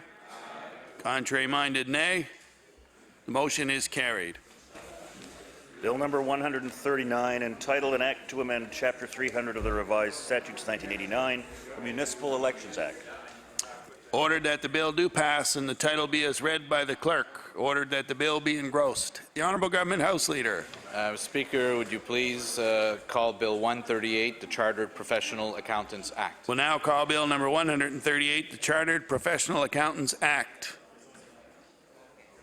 The Honourable Acting Minister of Finance. Thank you, Mr. Speaker. I move Bill 138 be now read for a third time and do pass. Mr. Speaker, with the passage of this bill, certified general accountants, certified management accountants, and chartered accountants will formally merge into the Chartered Professional Accountants, also known as CPA. Mr. Speaker, this legislation is the second step of a two-stage approach. The first stage was introduced and passed in the spring of 2015 with the establishment of the new CPA designation. The second stage completes the merger and creates the regulatory framework for CPA Nova Scotia to govern its membership. Mr. Speaker, CPA Nova Scotia will now work to complete the bylaws. The drafting of the bylaws will be a consultative process between the legacy organizations. The bylaws must be developed and submitted to the Minister of Finance and Treasury Board prior to proclamation of the legislation, and the Department will review the bylaws to ensure that they serve the best interest of all parties. Once that is completed, the legislation will then be proclaimed, and that is expected to be in the spring of 2016. Mr. Speaker, the merger is an initiative led by the National Professional Accountants bodies. However, the accounting profession is provincially regulated and it requires government legislation to complete. We support the efforts of the legacy accounting bodies and are pleased to work with the profession. Mr. Speaker, merging those three accounting bodies together will reduce the complexity and the cost of regulation. It will also create one strong voice and strengthen the recognition of Canada's accounting professionalism and its brand globally. Mr. Speaker, yesterday I heard comments from both the Progressive Conservative and from the NDP caucuses. Both spoke in favour of the legislation. They did raise concerns about the consultation, about bringing the three bodies together, and about the bylaws. And, Mr. Speaker, as the Acting Minister of Finance, I will be sharing those with the Minister of Finance. The Honourable Member for Pictou East. Thank you, Mr. Speaker. I thank the Minister for the comments on that, and I agree with much of what she said. And I do say that we are supportive of the bill. We are supportive of the concept. We do remain concerned that there are some in the CGA profession that are worried about how the bylaws will kind of shake out, shall we say, Mr. Speaker. So I appreciate the Acting Minister acknowledging that concern, and I thank her for making sure that the Minister will be aware and that the Minister will hopefully listen to the concerns of the CGAs and do what's possible to alleviate those concerns. But with the knowledge with the knowledge that the government has heard the concerns and will try and respond as appropriate, in their eyes at least. I say that our party does support the bill, and we hope that there's a good resolution for those issues. Thank you, Mr. Speaker. The Honourable Acting Leader of the New Democratic Party. Thank you very much, Mr. Speaker, and I'm pleased to just make a few remarks. I want to thank the Acting Minister for her comments. I noticed yesterday that she was listening when the debate was occurring and taking some notes, and I very much appreciate her reassurance that she will pass on the concerns that were raised by members of the opposition to the Minister of Finance when he returns. And I believe that, you know, particularly since this act will not be proclaimed until the bylaws have been worked through, that is a very good way to proceed. So with that, Mr. Speaker, we will be supporting this piece of legislation. Thank you. The Honourable Member for Inverness. Mr. Speaker, just very briefly, I know I had spoken on this in the Committee of the Whole House, and I also just wanted for the record in third reading to indicate that I had heard from certified general accountants in my constituency of Inverness who are concerned about the bylaws, and I also want to echo my colleagues' comments that we're supportive of the bill, provided the Minister does take into account their concerns to ensure their interests are represented in those bylaws and that they're not compromised by the fact that they have fewer members, I believe, on the board of this that this legislation is enacting. Thank you, Mr. Speaker. The Honourable Member for Dartmouth South. Speaker, I too have been hearing from groups who will be affected by this act, and they had felt that their concerns were not being heard by government. I'm pleased to hear the comments of the acting minister today. They specifically asked, and I think that she addressed it, that all three legacy bodies have reviewed the bylaws and that they are in agreement that they promote professionalism without affecting a specific group within the CBA body. I appreciate the direction that the government is taking in this. Thank you. Barring no more speakers, the motion is for third reading of Bill number 138, the Chartered Professional Accountants Act. Would all those in favour of the motion please say aye. Aye. Contrary-minded, nay. The motion is carried. Bill number 138, entitled An Act Respecting Chartered Professional Accountants of Nova Scotia. Ordered that the bill do pass and the title be as read by the clerk. Ordered that the bill be engrossed. The Honourable Government House Leader. Speaker, would you please call Bill number 140, the Public Accountants Act? We'll now call Bill number 140, the Public Accountants Act. The Honourable Acting Minister of Finance. Thank you, Mr. Speaker, and I do now move that Bill 130 be read for a third time and do pass. The Honourable Acting Minister of Finance. Mr. Speaker, I move that Bill 140 be now read a third time and do pass. Question. The motion is for third reading of Bill number 140, the Public Accountants Act. Would all those in favour of the motion please say aye. Aye. Contrary-minded, nay. The motion is carried. Bill number 140, entitled An Act to Amend Chapter 369 of the Revised Statutes 1989, the Public Accountants Act. Ordered that the bill do pass and the title be as read by the clerk. Ordered that the bill be engrossed.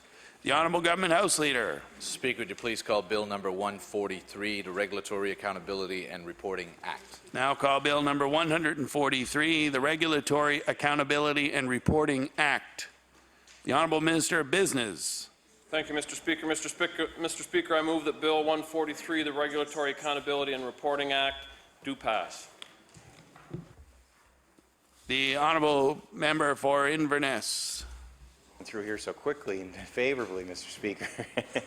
I wanted to get up in third reading, Mr. Speaker, and indicate our support for any efforts to help reduce red tape. Mr. Speaker, we've put similar legislation forth in the past, so we're happy to see this move forward. It is good to see that there's an effort being made to work with the other Atlantic provinces. I know that similar efforts have been made in our Western Canadian provinces years ago, and I think that's very important. We're living in, people are operating in a business world, certainly within this country, where they don't think about provincial boundaries. And the only reason we probably do think about provincial boundaries in many cases is because for historical reasons. And from a day and age when there was, you know, our world was Nova Scotia, and times moved slower, but we're living in a modern world, and we need to ensure that our country and our province are operating in a fashion so that people are not getting slowed down by red tape. I know this Canadian Federation of Independent Business is fully supportive of this legislation, and I think what we do, and we will hold the government to account, Mr. Speaker, we want to see action taken, and I would hope that the government would also be open to ideas. If ideas come from this side of the House, that they will be accepted, and that the government will see the importance of the messenger, of the message, if they can't accept who it's coming from. So, there is a need for this, Mr. Speaker. The CFIB currently rates the province as D- for red tape. So we're hopeful that this legislation will help to turn that around. And I know we've been rated second worst only after the Northwest Territories. So this is important legislation. We also believe that when it comes to enacting this legislation, it will hold the government accountable. Of course, we had proposed an act to enshrine the Ivany goals into legislation for the same purpose. And I know, Mr. Speaker, that the government didn't see the value in that, at least not to this point. That's disappointing. But it is good to see them taking this action on red tape. So thank you, Mr. Speaker. The honourable member for Pictou East. Thank you, Mr. Speaker, and it's a pleasure to rise and speak to this bill a little bit and see the government acknowledging the existence of red tape and trying to take some action to reduce it. And I think this bill is, in many ways, what's happened with this particular issue is it's been a bit of a reveal as to what governing is all about. And I know many times in this House on Wednesdays are opposition days, Mr. Speaker, and the opposition parties will often bring ideas forward through the form of bills. And when we bring those ideas forward, to have them discussed on this floor, the floor of this chamber, and see if they go somewhere. They're ideas that have come forth through Nova Scotians and things that we think are worthy about talking about. Many times what we see from the government side on those opposition days is nothing more than just a dismissal of the ideas. And I think what's happening, and for me, this is a good example of how the government has operated with respect to opposition party ideas. And I think what it's doing is over time we're seeing the true character of the government. Now we saw the true character of some members quicker than we see it from others, but over time we're seeing the character. And in the case of red tape, I remember quite clearly introducing a bill in this House and discussing it on opposition day, and the member from Cumberland North was very dismissal of the whole concept of the government trying to take initiative to reduce red tape. And I would like to just walk through a little bit about what the member from Cumberland North had to say about red tape at that time, Mr. Speaker. And I think what people will see is that the character of that member and his willingness to listen to different points of view and different ideas came through very early. This was back. This was a year ago, Mr. Speaker, when we were talking about red tape on the floor of this House. And at that time, I remember the member was very theatrical in his discussions about red tape, and he was very insistent that there were no opposing viewpoints and that his could possibly be the only one. And I think he was speaking for the government at that time. He was clearly speaking from prepared notes, probably that somebody had passed him and asked him to read. So maybe that was the mindset of the caucus at that time. And at that time, their mindset was very much, and I'll be happy to table this when I'm done reading from the extensive quotes I have, Mr. Speaker, about how ridiculous the idea of a government trying to tackle red tape was. Now today, maybe we have a different perspective from the government. Maybe.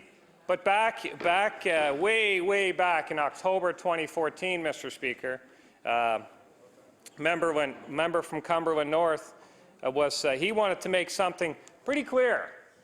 He wanted to make it pretty clear, and he says, one thing that he would certainly like to say is that red tape is definitely in the eye of the beholder. We have many successful businesses in this province of all sizes that exist and, in fact, prosper within our existing regulatory framework. Those businesses are not held back by what his colleague from Pictou East, that's me, Mr. Speaker, because it was my bill I had introduced about red tape reduction. At that time, he was pretty insistent that his colleague from Pictou East was wrong and that there wasn't really any red tape. That was then, I guess, Mr. Speaker, and now the Cabinet has informed him that, in fact, there is some red tape in the province and maybe we should take some action to address it. And maybe we'll hear from the member today and he can tell us how he feels today. We know how he felt then. Love to hear how he feels today, Mr. Speaker. Because at the time, he says that the examples that I had given in the words that I delivered about red tape were in fact quite vague and anecdotal. What I was saying was vague and anecdotal. And that supported his position that red tape is a myth.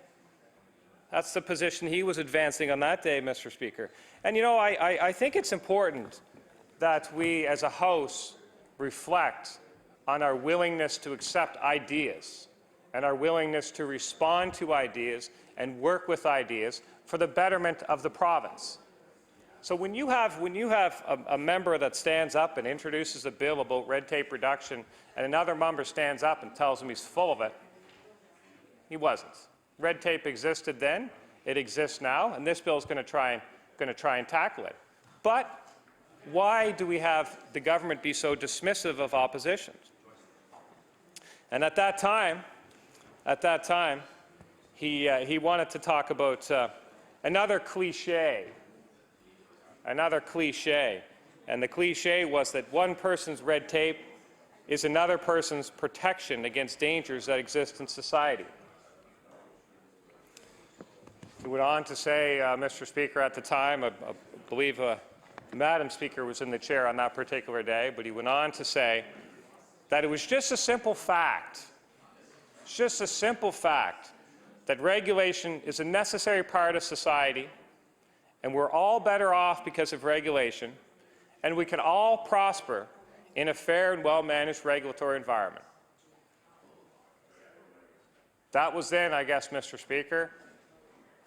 This is now, I guess. And I'm thinking about when I was looking back at the Hansard to talk about this, I was mindful of a very real-life example that we have before this chamber today, and that's the food bill for the food banks.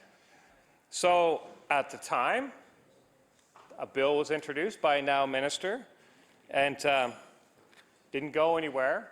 Now that person's in government, have had an opportunity to revisit some of their ideas that they had before. We brought this one forward. It's not going anywhere. And, you know, in thinking about that, I had the opportunity. I was out, just happened to be outside the chamber yesterday when the Premier was being scrummed on the food bill that my colleague from Inverness, Alan McMaster, introduced. And Order, please. Was I'd like asked, to remind the honourable member for Pictou East not to refer to members opposite or, in fact, members on his own side, not by their proper names. The honourable member for Pictou East. Thank you, Mr. Speaker. I wanted to give him his due credit, so we'll leave it stand as the member from Inverness. I had the opportunity yesterday. I happened to be outside, and the Premier was being scrummed on this bill, and he was asked quite pointedly. That's a bill that was introduced by you guys who were in opposition. What are you going to do? The Premier said, well, we've asked the Department of Finance to look at it. We're going to cost it. And, you know, I'm not good at imitating facial expressions, Mr. Speaker, but if you could have seen the facial expressions on the media, it would have told a story. It would have told a story for you. And the story was, what? And to which the Premier, I believe, recognized the surprise of the media, and he said, well, when you're in opposition, you put ideas forward and you don't really cost them. You know, I think that is a trait that maybe might have followed across the floor to now on the government side when we're seeing some of the bills that come forward that aren't quite clearly thought out. And the thing that's scary for me, and I think most Nova Scotians are becoming frightened by this, as the demeanor and character of the government is revealing itself over the fullness of time, is that whilst they were in opposition, maybe they put things through that weren't that thought out. They've also done it in government. And I started to do a list of the bills, their own bills, that they brought forward to this House that had to be taken back and retracted. The tobacco bill was certainly one that comes to mind. I ran out of ink as I listed off the bills, but the members of this House know full well that we are seeing a pattern of government bringing forward things in the form of legislation that aren't clearly thought out. And I would be remiss if I didn't mention, obviously, the film tax credit situation where we saw the government do something, realize it was a mistake, still unwilling to admit the mistake, but a scramble to come up with an alternative. And now we have the fund. The fund is not working, Mr. Speaker. The fund won't work. So it's, and I can go at length into why it won't work if there's any interest from the members here today, but we'll see if time allots. I might go through that, but it's quite clear that it won't. And I think the evidence that it's only 1.6 million has been dispersed from a $10 million fund. It's probably as high as you're going to go because it just doesn't work. It's a broken fund, and it's kind of like, Mr. Speaker, I have 5 coins in my pocket today, and tomorrow I have 4 coins in my pocket, and somebody says, well, that's no big deal, but today I have 4 pennies, 4 cents, and yesterday I had 5 toonies. It was $10. It's a big difference when you will start to look at the details of these things, Mr. Speaker, and that's a good example of that. But the concern I have, and I'm hopeful that the members will consider this, is that if we are going to advance this province, it will absolutely take ideas from a lot of different places. And those ideas that come from the strangest places might be good ideas, or they might be bad ideas. They might be ideas that won't work, or they might be wonderful ideas. But my message today is if you're not willing to assess the ideas, then you are never going to advance the province. And what we see, when you have a member who would stand up and say, and I'm not quite through my quotes, Mr. Speaker, to I want to drive home how laughable that member's comments were at the time, to be dismissive of the concept of red tape, because if that is the response to ideas, then we are going nowhere. So I hope that we can, we'll come back at some point, Mr. Speaker, this session will rise, and we'll come back another day. I don't know when this session will rise. We have a lot of things to talk about before it does. But when it does, it will rise, and we will come back.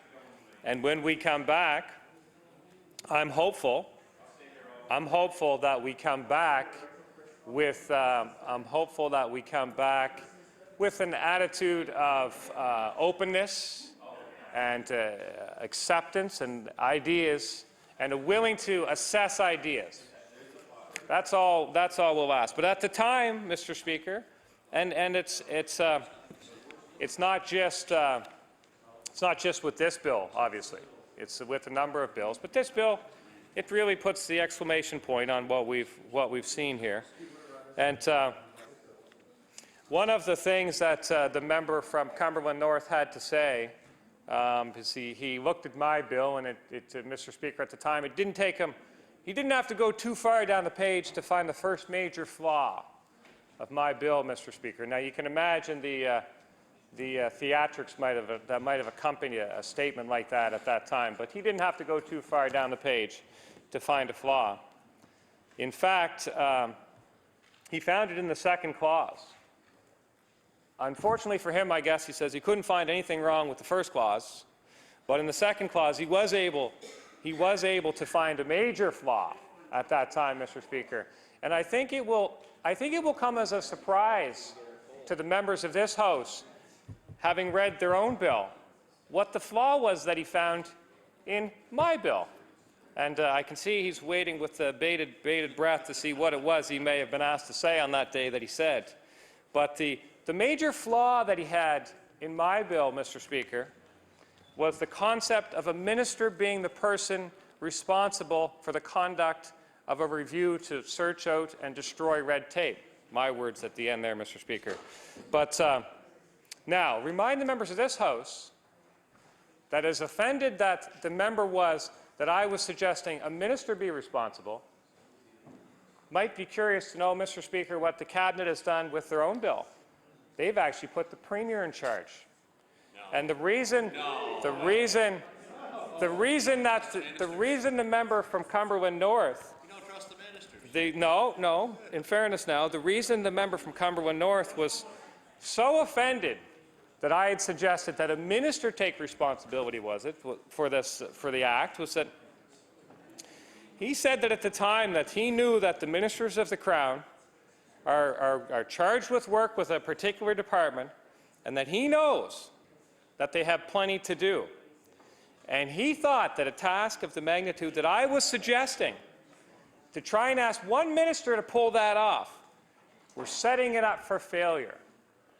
So where I indicated that a minister should and could do this, the government believes the Premier should do it. The member didn't think a minister would have time, but I guess he believes the Premier would have time. And I would caution the member. I think that the Premier kind of has a lot on his plate as well, Mr. Speaker. He has probably a little bit more these days than he did before. I know he used to have some additional staff around him, and that's gone, so he's probably a little busier than he used to be. But I guess, and I'm hopeful that the member from Cumberland North will stand up and address this, because it certainly seems to me that he thinks the Premier is doomed for failure. Now, I have my own opinions on whether or not the Premier is doomed for failure, but I know that at the time the member was so concerned that a minister wouldn't have the time to do this, and that the minister would certainly fail under my suggestions. But I worry for the Premier. I worry for the Premier that his own Cabinet would come up with a bill that would put him in charge of that, because I'd hate to think his own party is setting him up for failure, as the member thought that I was trying to do to somebody. So,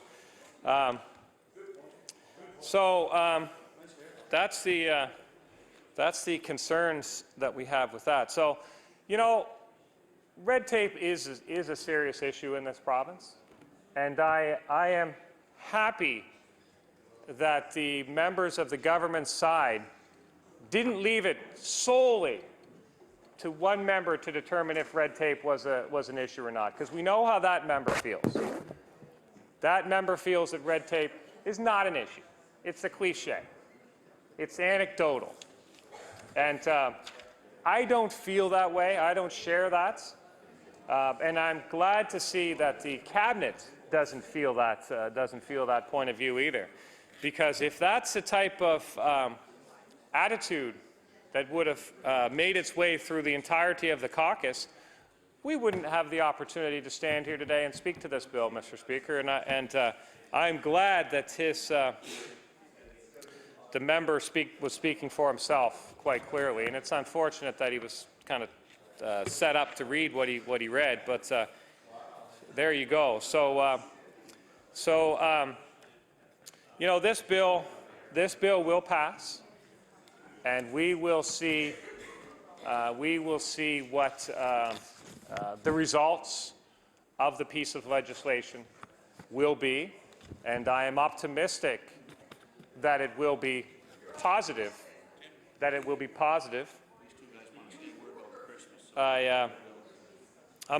hear the Minister of Business, and I am always optimistic about these types of things.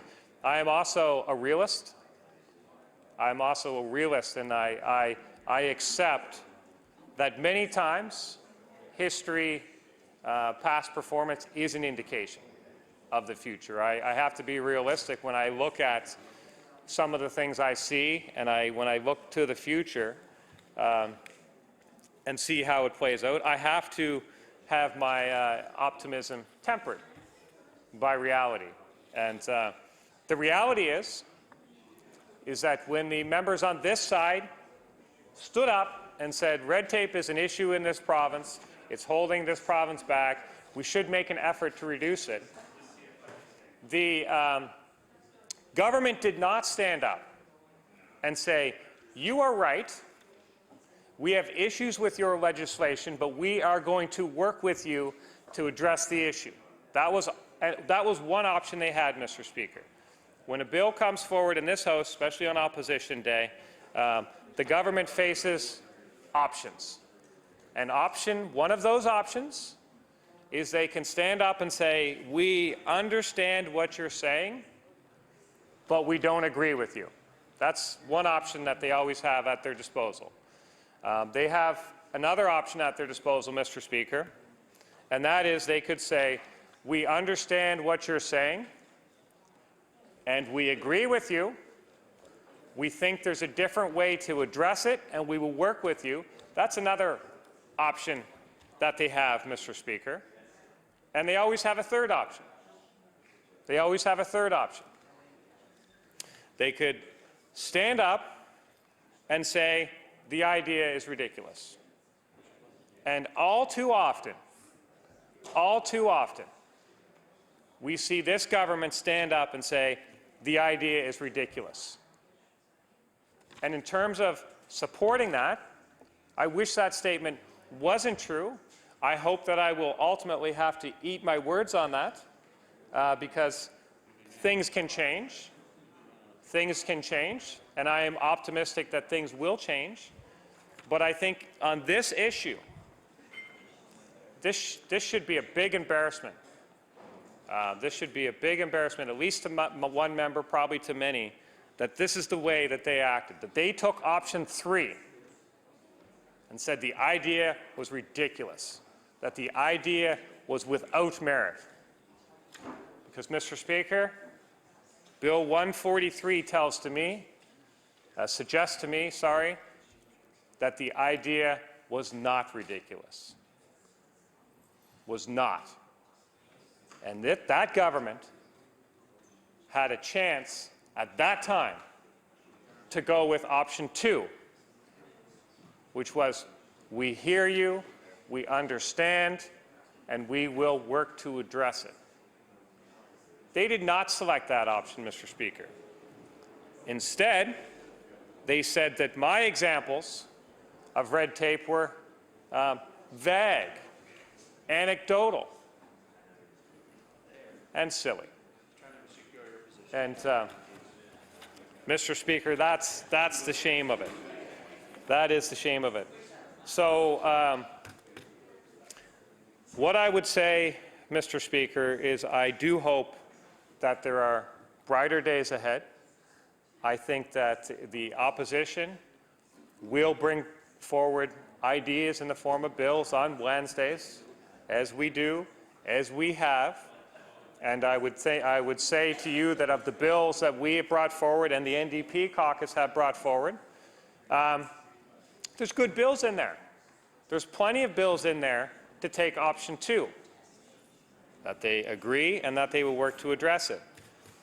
We haven't seen option 2 near enough. I remember, I think it was maybe last week or the week before, where the NDP introduced a good idea on the financial accountability officer.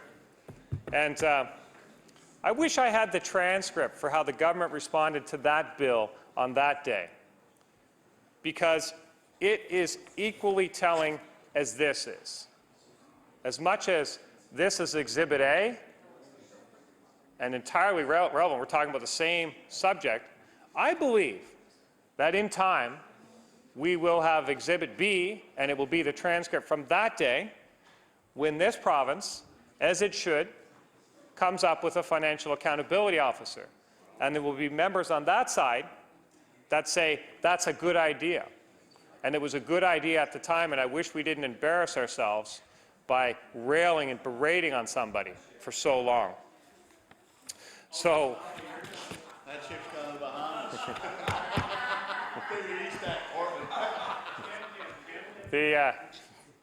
Sorry, Mr. Speaker. The Minister, well, the NDP House Leader offered to print the transcripts off for me, but the Minister of Transportation caught my ear when he caught my ear when he talked about ships sailing, and we had a little giggle about that, Mr. Speaker. But red tape is an issue, and I will table this. I see the Minister is very interested, and in fact, maybe I'll take the NDP member up on maybe he can print the Hansard from that day there, and maybe it would be a good opportunity.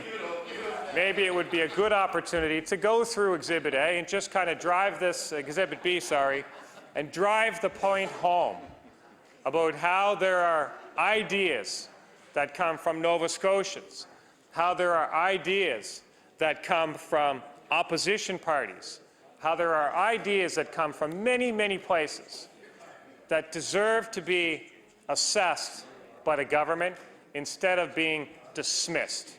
And I think this is a good example. This is a good example of that, and we don't deserve. Nova Scotians don't deserve at a problem in this, at the problems that this province is facing. We don't deserve a government that is dismissive of different types of ideas. So, in the case of red tape, maybe we'll see some progress with the minister. Maybe we'll see some efforts to reduce red tape in this province and indeed the Maritimes. But because it exists, it's a real problem, and I do applaud the government, the minister. I do applaud the minister, who in this case is the premier, for bringing this forward and saying we will deal with this. And I hope they do, and I wish them well on that. And the leader of the opposition is running, or the NDP is running out of time to give me Exhibit B if he's so inclined. But Mr. Speaker, in conclusion, I would like to make 2, maybe 3 points. Red tape is an issue. It's a concern. It's holding back businesses. It's a matter that should be taken seriously by this government, and I thank them for bringing this bill forward. There are many issues facing this province, and I ask the government to open their ears and their mind to those, to the problems and the issues that we face. Yes, but also possible solutions to solve them, and to try and assess them and see if they have merit. So with those With those few words, Mr. Speaker, I would wish the Premier well in reducing red tape in this province, and I thank him for bringing this bill forward. Thank you, Mr. Speaker. The honourable member for Cumberland North. Thank you, Mr. Speaker. I'm pleased to rise today to once again address this very important bill that was brought forward by our Premier. I'd like to say, Mr. Speaker, that I'm flattered by the attention that the member from Pictou East paid to my previous remarks while addressing this bill, but I can't quite get there, Mr. Speaker. I'm just slightly bemused that he would focus on something that happened all that time ago when talking about this important move forward that's being made with respect to the regulatory structure, not only of our province, but of the whole region, Mr. Speaker. I want to maybe reiterate some of the things, though, that I did say in my speech a year ago when I was addressing a bill that was on the floor at that time that I think we referred to as the Red Tape Reduction Act. And in dealing with regulatory burdens that are facing our society, we have to keep in mind that all regulation is not a bad thing. Regulation is a necessary part of our society. And if we didn't need regulation, we might not need this House. We might not need to come here together to make laws to govern our actions as they respect one another. But in looking at regulation and in looking at the effect that it has on our society, our safety, and the way that we do business and the way that we interact with each other and the effect that that has on our prosperity, we cannot make decisions based on Chicken Little scenarios that are presented as a result of media outbursts. We have to come together as reasoned, intelligent human beings. We have to look at the regulatory structures that are before us, and we have to make good decisions, Mr. Speaker. That's what has been done. That's what the Premier and the people that he has worked with have done in the creation of this bill. Mr. Speaker, don't get me wrong on this, and it's unfortunate that the member from Pictou East has misunderstood me on this. There's plenty of red tape in our society. We have no shortage of red tape. There's all kinds of it left over from previous Conservative and New Democratic governments. It's everywhere. But the Premier of this province has embarked on a mission to root it out and to improve our society with a dramatic regulatory review, Mr. Speaker.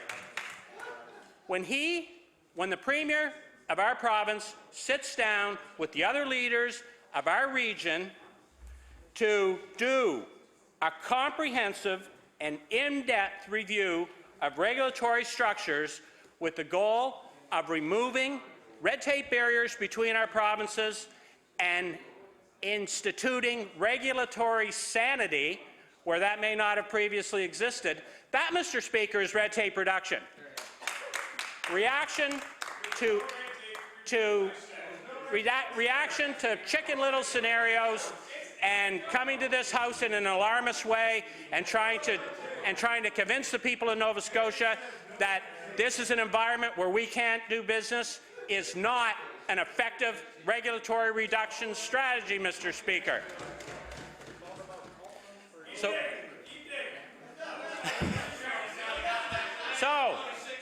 I'm going to conclude my remarks with that, Mr. Speaker. Bill 143 is a rational reaction to the regulatory system that we have across our region. I support our Premier 100% in bringing this forward. This is a good bill, Mr. Speaker. It's going to put the Chicken Littles of the world, like the member for Pictou East, order, please, where they belong. I'd like to remind the honourable member for Cumberland North it's unparliamentary to refer to any other member of the House as Chicken Little. The Honourable Minister of Business. If I'm to recognize the Honourable Minister of Business, it will be to close third reading of Bill number 143, the Regulatory Accountability and Reporting Act. The Honourable Minister of Business. Thank you, Mr. Speaker, and may I, Mr. Speaker, take an opportunity to bring some cheer to the House. I just want to speak very briefly, Mr. Speaker, on the work that has been done, the vision of the work that has yet to be done, Mr. Speaker, and the efforts of those who will continue with that vision. And I think it's important that we not lose sight of the progress that has been made within Service Nova Scotia. The staff within Service Nova Scotia have done an exceptional job engaging industry, reaching out to sectors of our business community who have never been engaged before in the discussion around red tape reduction and program modernization. It is absolutely essential if this province is to move forward with a strong economic vision. I'll give two examples, Mr. Speaker, and this is a small testament to the work that has been done and the focus of our employees within Service Nova Scotia. Recently, we've had two announcements around business bundles, the restaurant and accommodations bundle, where the industry was engaged, Mr. Speaker, in bringing that public policy forward. Just recently, Mr. Speaker, the corner store bundle to provide efficiencies to small businesses in the corner store business community. Two very good examples, Mr. Speaker, of the work that staff have done and that staff continue to do. And I think, in fairness to my colleagues, they may not be totally familiar with those circumstances. I know there's been some interest by some of my colleagues in both the Conservative and the NDP party, and we've had discussions around business opportunities. They have been very supportive, Mr. Speaker, of those initiatives, and I appreciate that. And I do want to compliment, Mr. Speaker, Mr. Fred Crooks and the Office of Regulatory Affairs in their work to take that to another level, Mr. Speaker, and the opportunity to bring a new thought process to our region, that we not isolate ourselves as a province, that we engage our partners across all provincial borders in Atlantic Canada to ensure that there is an opportunity going forward. And it's this type of regulation, these types of legislations, Mr. Speaker, that will actually necessitate measurement. This is something that the CFIB, the Canadian Federation of Independent Business, have been asking for.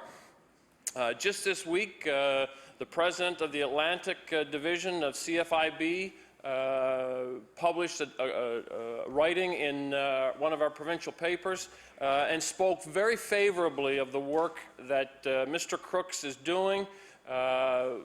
Those are important components, Mr. Speaker, in changing the discussion of those who have been adversarial with government in the past, how important it is for government to respect their opinions and positions and to engage them in the dialogue to ensure that the legislation is accurate, to ensure that the content is intended to meet the objectives.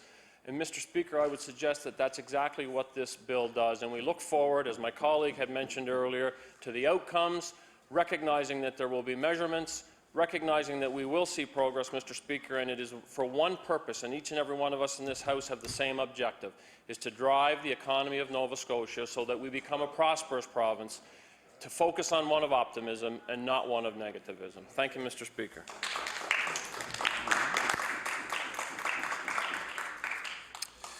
The motion is for third reading of Bill number 143, the Regulatory Accountability and Reporting Act. Would all those in favor of the motion please say aye. Aye. Contrary-minded, nay. The motion is carried.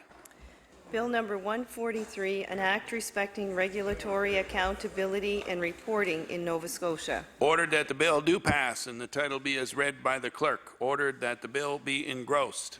The Honourable Government House Leader. Mr. Speaker, I move you now leave the chair and the House resolve itself into a committee of the whole on bills. The House will now recess for a moment while we resolve ourselves into the committee of the whole House on bills.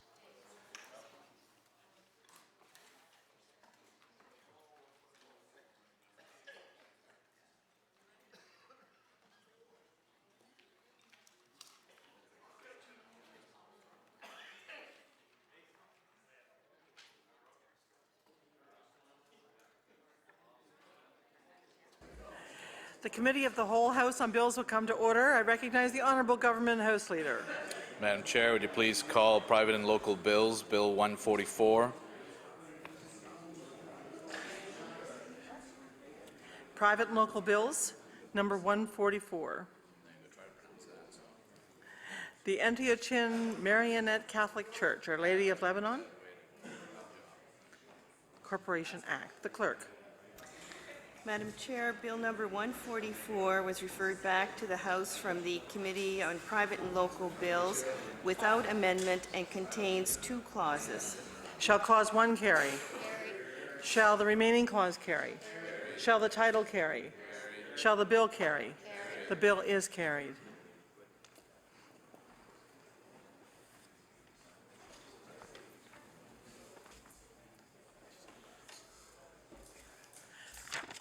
The Honourable Government House Leader. Madam Chair, I move that the committee do now rise to report considerable progress to the House. The motion is carried. The committee will now rise and report its business to the House.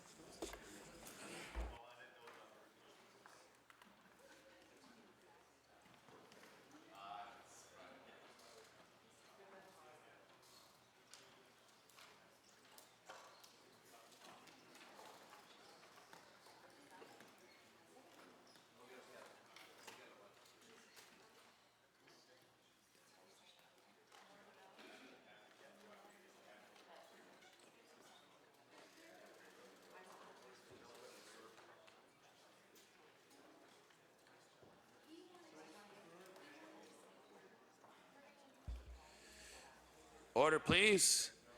The Chair of the Committee on Private and Local Bills will now report. That the Committee of the Whole has met and considered the following bill, Bill 144 without amendments, and the Chairwoman has been instructed to recommend this bill to the favorable consideration of the House. Ordered that this bill be read a third time on a future day. The Honourable Government House Leader. Speaker, would you please call public bills for third reading? Now call public bills for third reading. Speaker, would you please call Bill number 110, the Marine Renewable Energy Act? We'll now call Bill number 110, the Marine Renewable Energy Act. The Honourable Minister of Energy. Speaker, I move that Bill number 110, the Marine Renewable Energy Act, be now read a third time and do pass. The Honourable House Leader for the official opposition. Well, thank you very much, Mr. Speaker. It's my pleasure to stand today and speak for a few moments about the Marine Renewable Act, one that is especially important to the public, especially in the Digby area, the people in the Bay of Fundy area who are experiencing industry because of the highest tides in the world in the Bay of Fundy. I had the opportunity to be at a number of conferences, and when we talk about energy production in Canada, especially when it comes to Nova Scotia, it's exciting to be able to talk about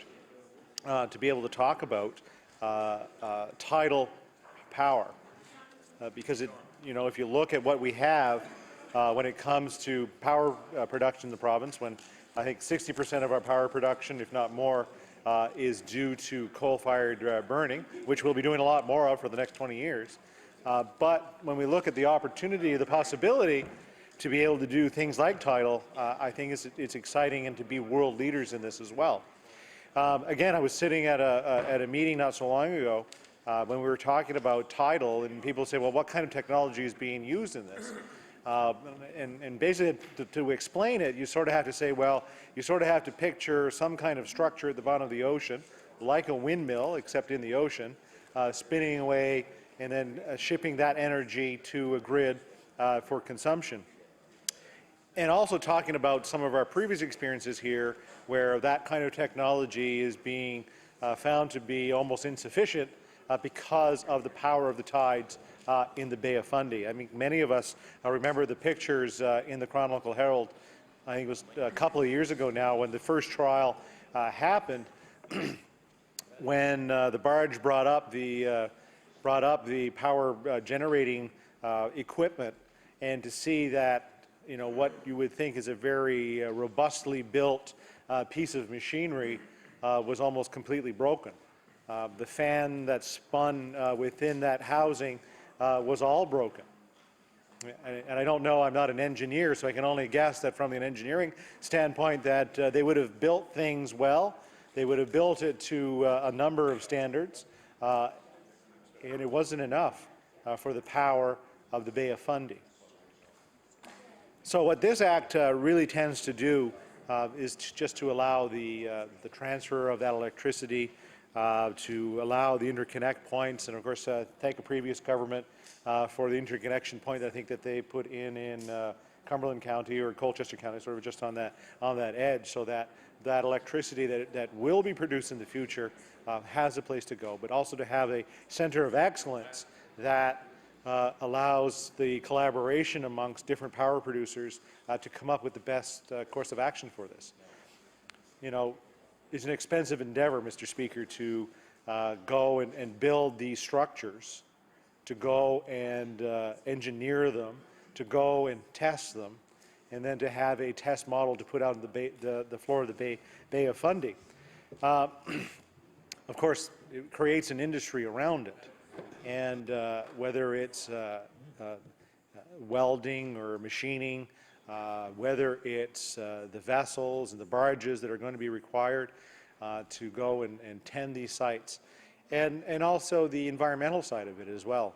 There'll be a lot of research that's going to be required, a lot of investigation that's going to be required to make sure that when it happens that it's going to be done in the most environmentally sensitive way.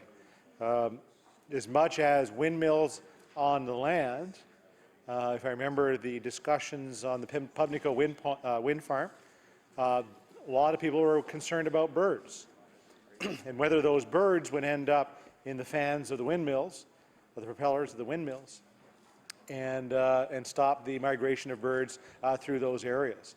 And the same thing that happens in the bottom of the ocean, what happens to the fish and the tasty crustaceans that will be at the bottom of the ocean, where do they go? Do they find their way through a fan like that? Does it turn slow enough that the fish can go through it? What happens to the mollusks and the shells that are on the bottom of the ocean? Where do they go? Should there be an exclusion zone for fishing, the fishing industry? Because we do know the Bay of Fundy is fished on a regular basis, and even up in those places that are intertidal.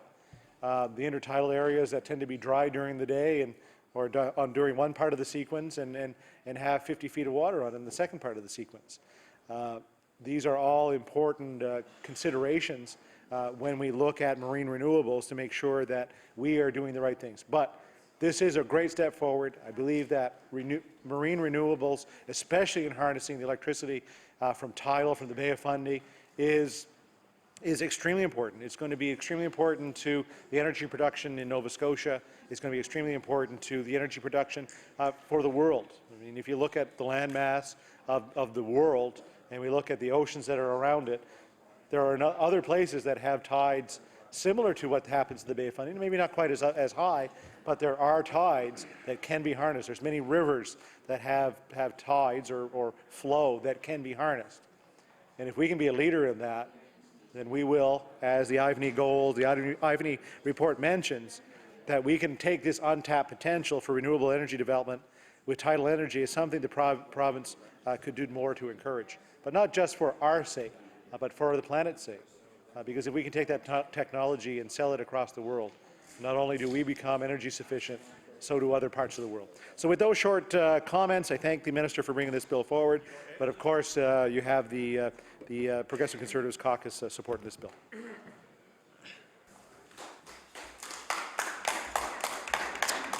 The honourable member for Pictou East. Thank you. Thank you, Mr. Speaker. It's a pleasure to rise and chat about this bill. And I have just thinking it's a good thing the opposition didn't introduce this bill, Mr. Speaker, because it is a good piece of legislation that should move forward. So the Marine Renewable Energy Act is an important act, and we do have many skill sets in the province that will benefit from the growth of this industry. And I know that there's a lot of tradesmen and a lot of specialist companies that already supply the offshore industry, and we'll be able to supply the marine industry. Many fabrication plants, shops around the province will maybe get some work from this, because these are big undertakings. These structures that go on the ocean floor here are very big, and I do know that in speaking to people around the province and in Pictou County, they're excited about what might happen here. I know over in many of my constituents also work in Pictou at the shipyards there, and they're excited about what's happening there. There's more people employed there, and that's obviously a good thing for not only for our area, Mr. Speaker, but for the province to build up there. And obviously the shipyards, I think, went from 90 people up to in the neighborhood of 140 at the moment, and those are good jobs in an industry that is a good industry that has much potential, and this piece of legislation will help that potential be tapped by this province. So this is a good it's a good piece of legislation, and I will be watching with interest and with optimism as we see this industry grow here in the province. So with those few words, Mr. Speaker, I would take my place. Thank you.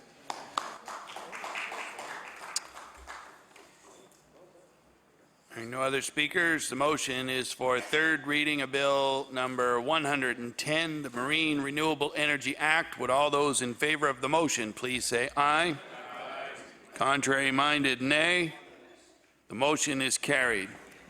Bill number 110, an act respecting the generation of electricity from marine renewable energy resources. Ordered that the bill do pass and the title be as read by the clerk. Ordered that the bill be engrossed. The Honourable Government House Leader.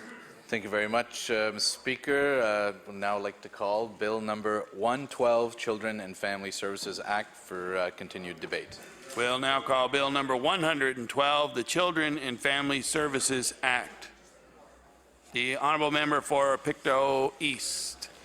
Thank you, Mr. Speaker. It's a pleasure to rise to speak to this important bill this morning. This is an important bill, because anytime we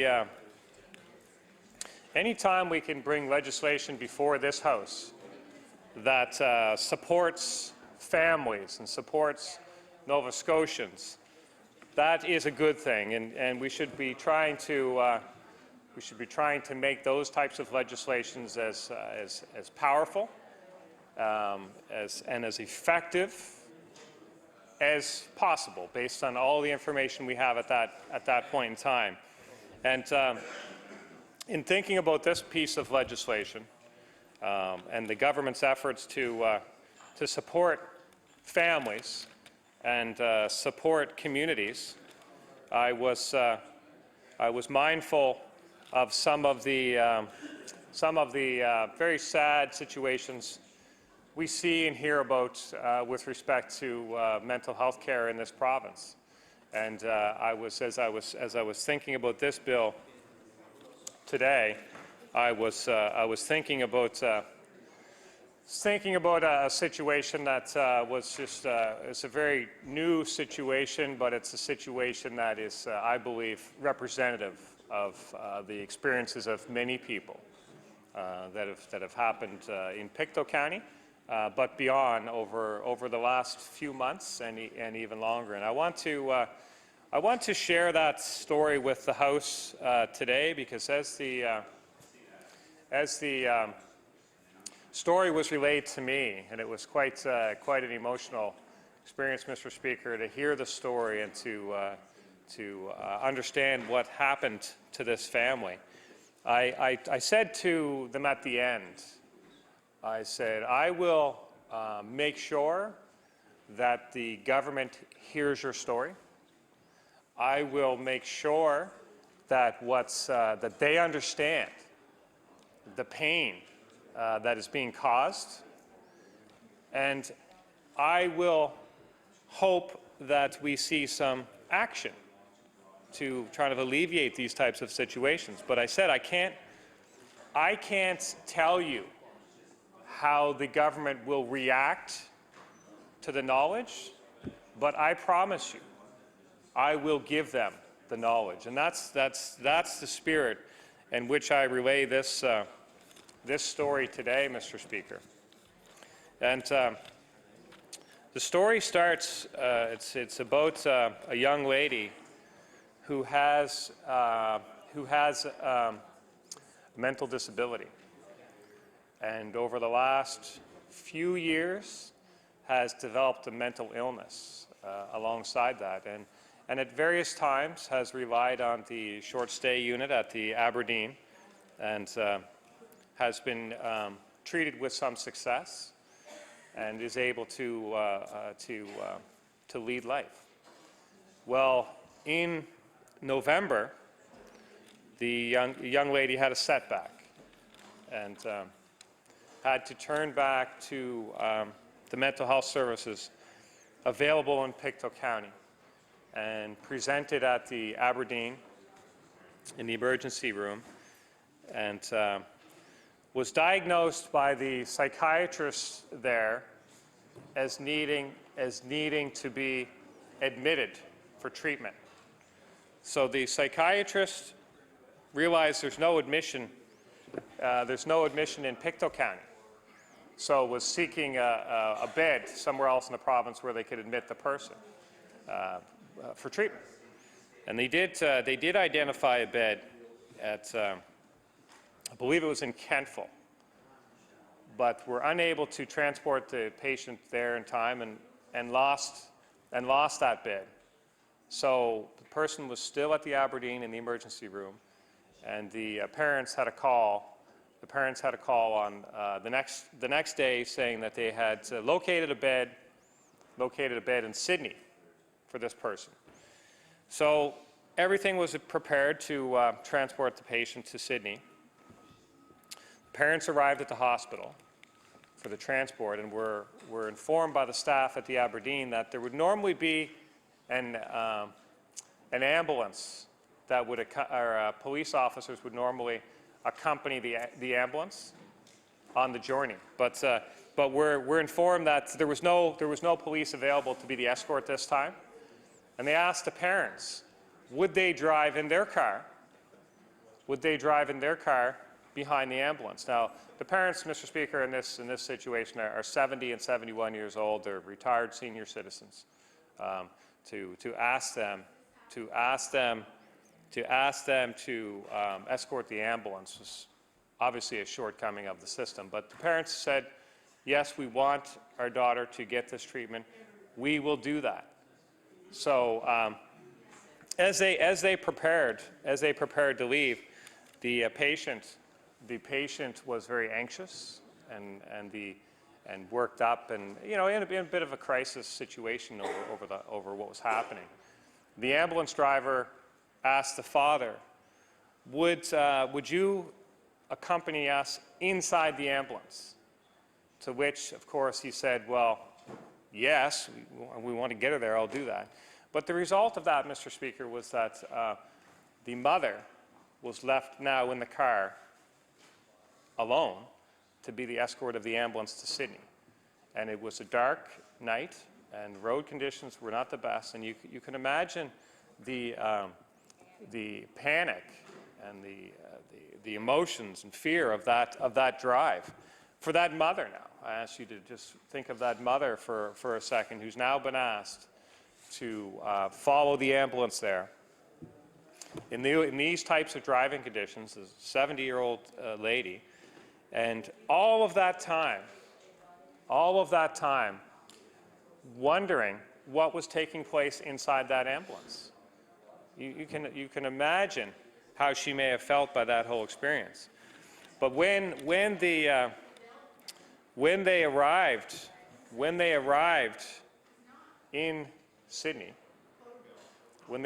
in Sydney, they presented at the emergency room there, and were told, presented themselves there, and said, we're here for the bed.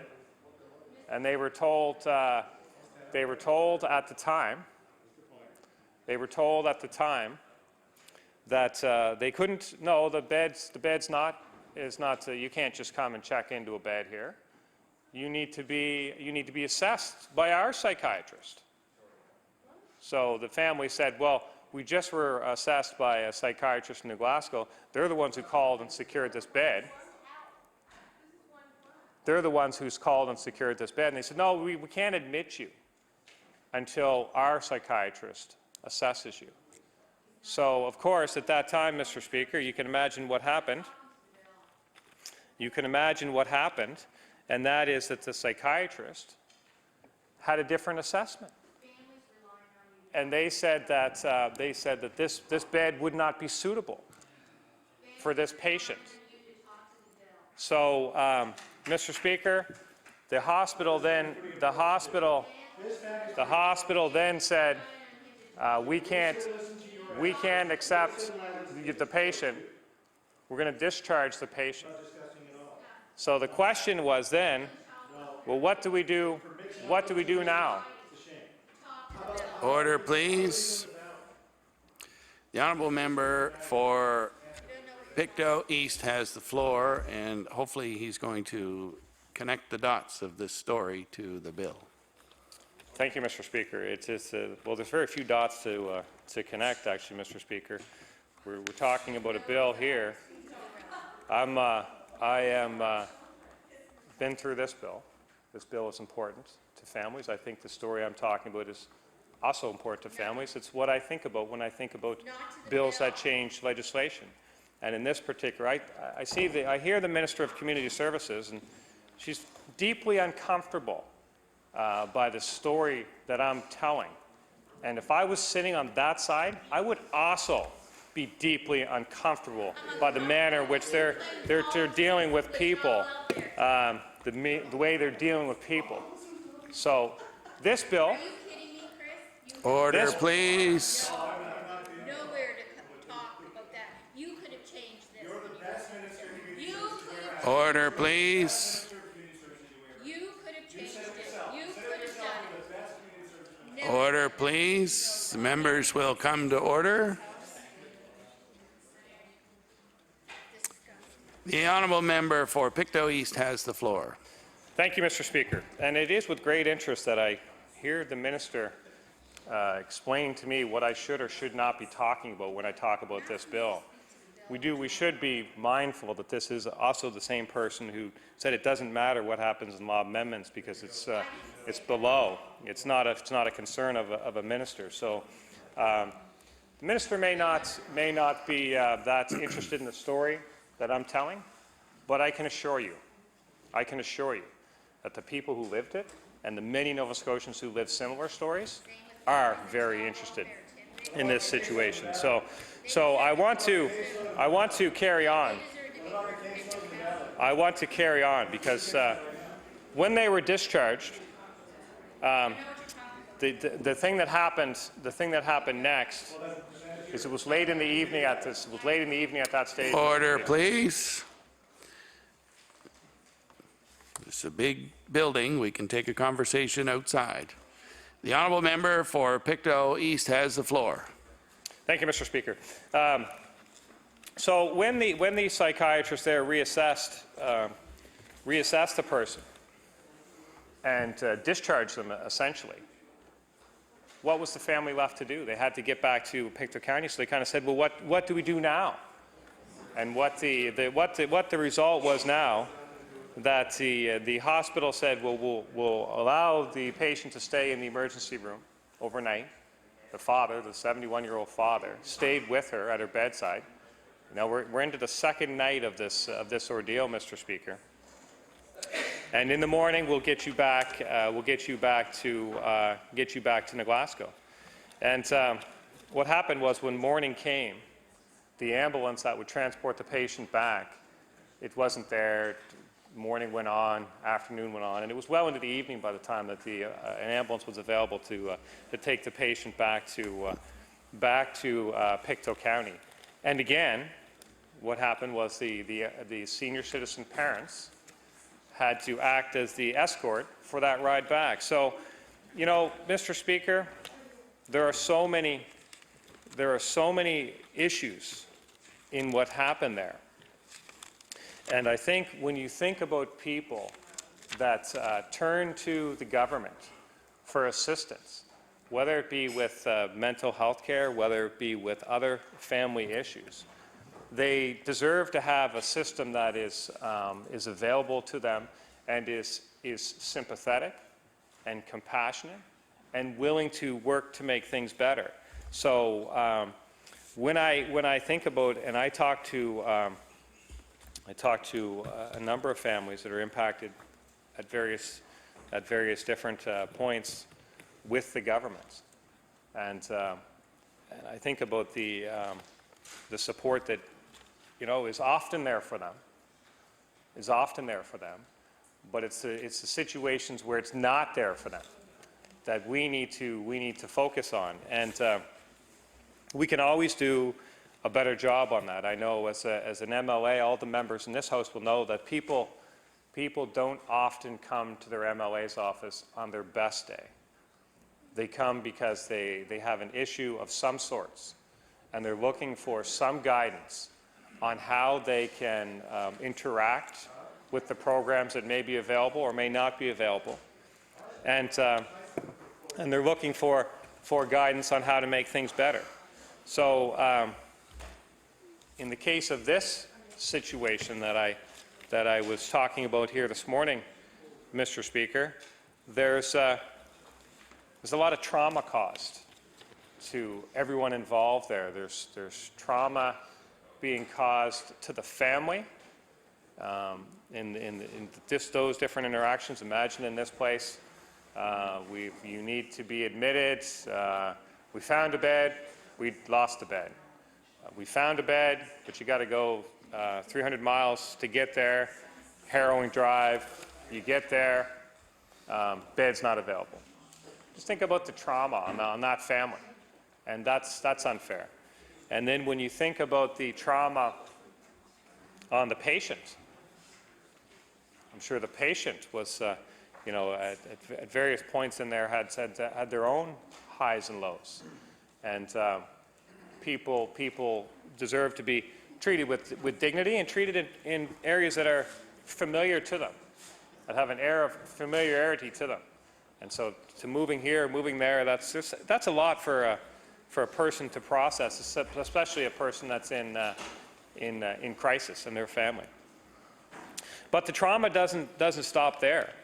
The trauma extends to, in this case, the staff, the ambulance driver. Think about the ambulance driver in this case, who is probably not that well trained to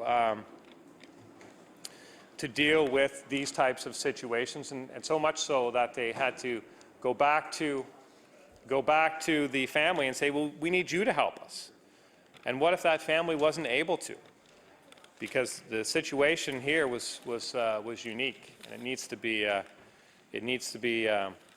the house winds down. It's certainly a big disappointment to me that here we are 4 months later, and there's no answers for the people that are needing help with mental health situations, and there's no answers on what they can expect. And I think that extends through to a lot of different facets of our communities and impacts a lot of places in our province. So these are solvable issues, Mr. Speaker. I believe they're definitely solvable issues, and I hope that we start to see some movement towards solving them. And the minister was very concerned that how does this relate to this bill? And I think anytime you're talking about mental health situations and families, they go hand in hand.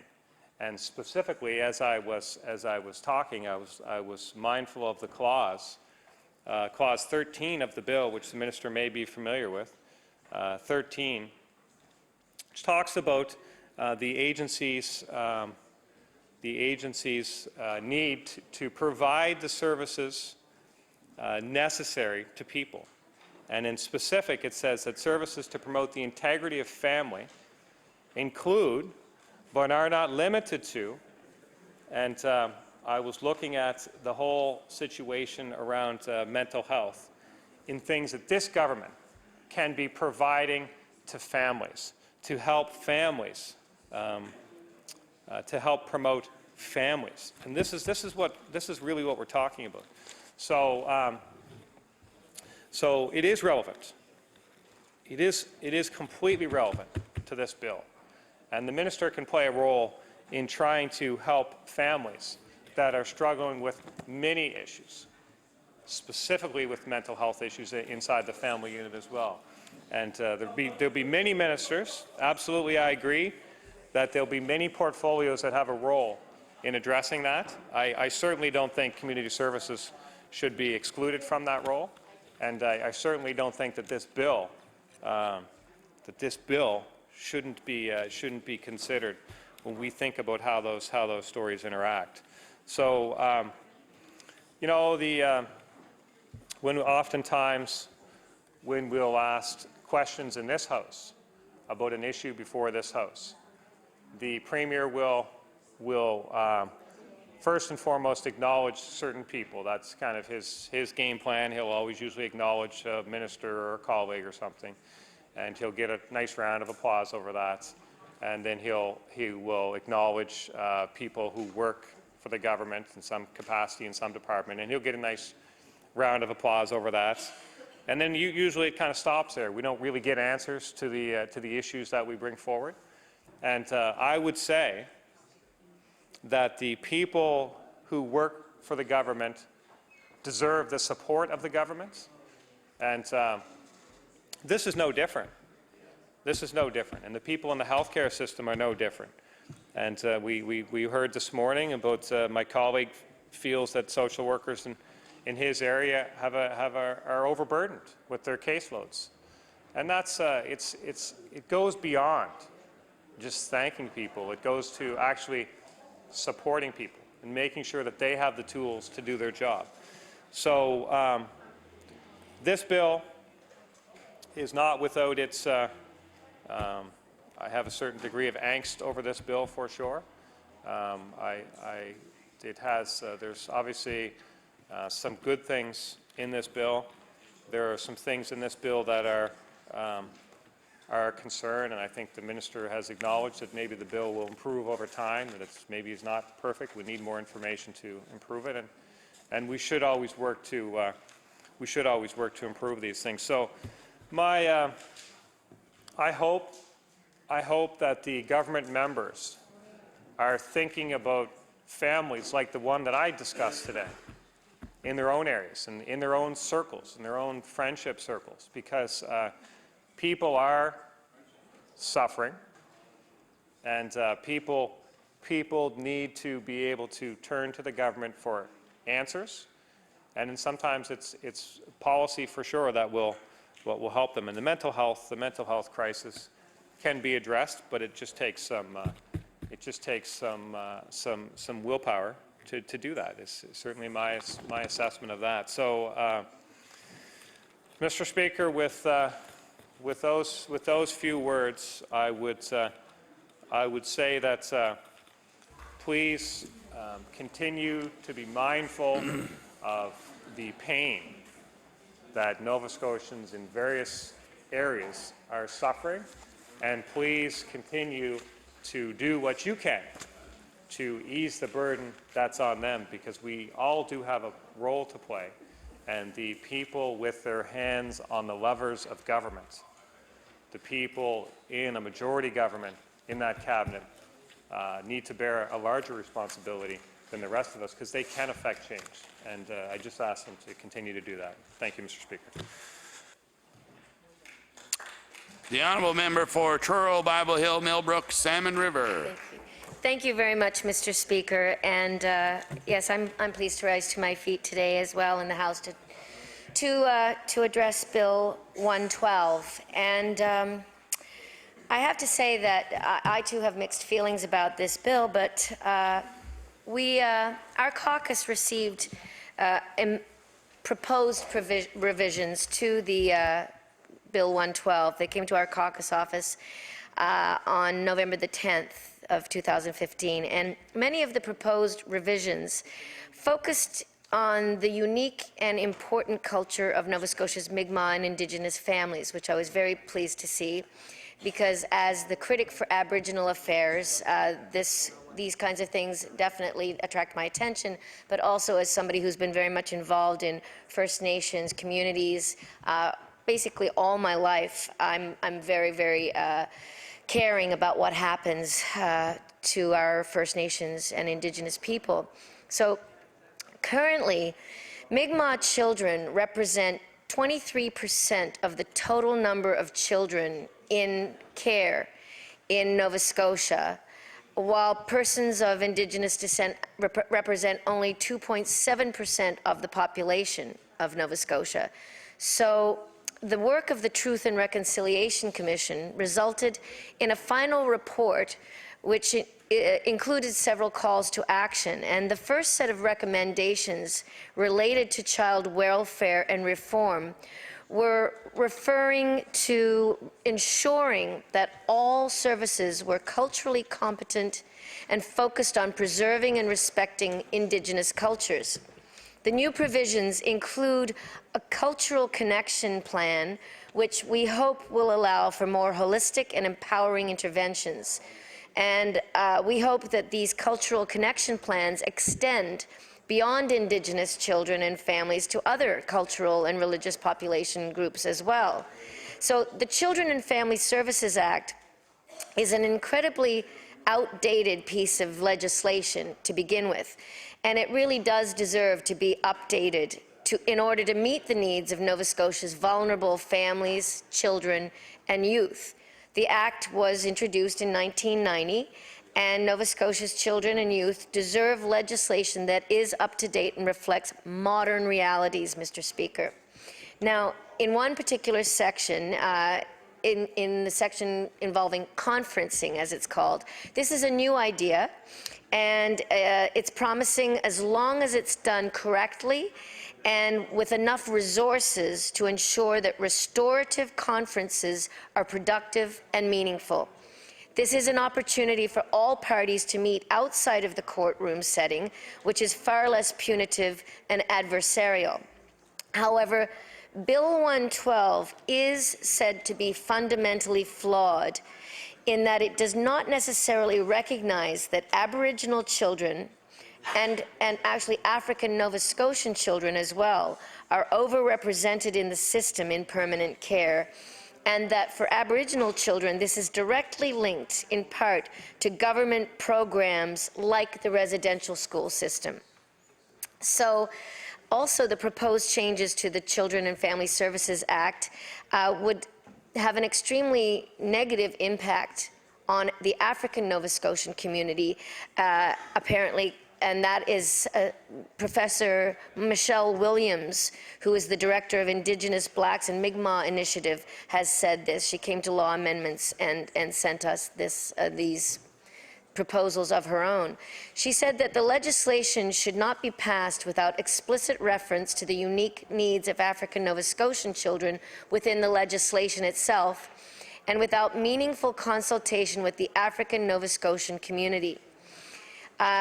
In launching the restorative inquiry process into the Nova Scotia Home for Coloured Children, the Premier and all parties made a commitment to African Nova Scotian communities that there would be no further harm.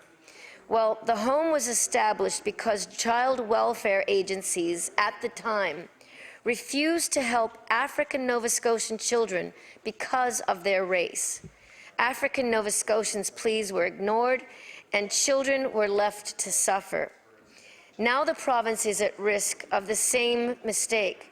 African Nova Scotian children are already grossly overrepresented in care, and these proposed changes could worsen that situation. So, for example, it significantly shortens the time before which a child would be placed into permanent care.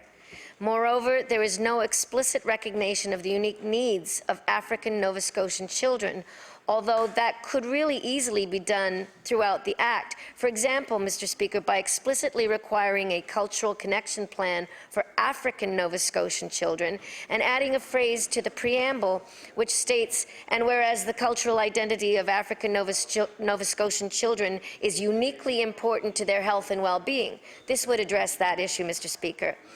African Nova Scotian families and children require special attention in the legislation. Their unique history in this province, including enslavement, segregation, and exclusion from child welfare services, has created many challenges, and their resilience and their distinct culture and communities and their strengths need to be drawn upon in serving to offer their children. So the special status is already recognized in the provincial policy as a founding culture and reflected in every reason to include that the appropriate references to African Nova Scotians in the legislation is needed and meets the needs of children. So my question today, Mr. Speaker, is also that the fact that these needs of the Mi'kmaq and the Blacks of Nova Scotia are not necessarily being addressed directly by this legislation is of concern and should be of concern to many of us. I know that PJ Prosper, Chief Prosper, I had a meeting with him in Antigonish. I drove up there at one point a few months ago to talk about his concerns, and they still have not been addressed in the changes and amendments to the bill, Mr. Speaker.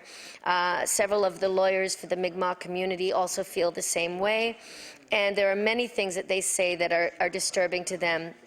One in particular is the definition of neglect, because they say that because they have cultural differences, many of the Caucasian workers that come into their homes may look at their homes in a different way, and the fact that poverty is so prevalent in First Nations communities is also a big problem.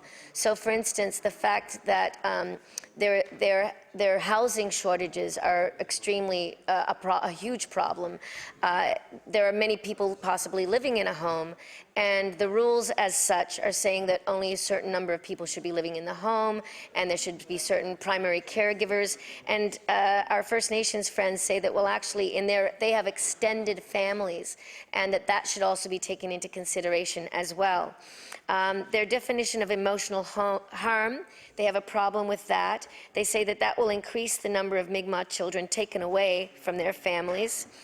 And they also would like to see the words Aboriginal or Indigenous used instead of the word Mi'kmaq in the bill, because there are also Aboriginal and Indigenous people living in Nova Scotia who are not Mi'kmaq, but who they would like to see reflected as well.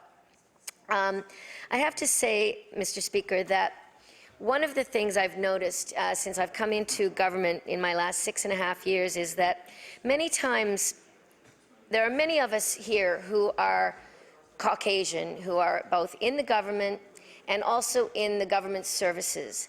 And I find that people who have not walked in the shoes or walked in the moccasins for a mile of another just do not see what others see and the way that they are treated.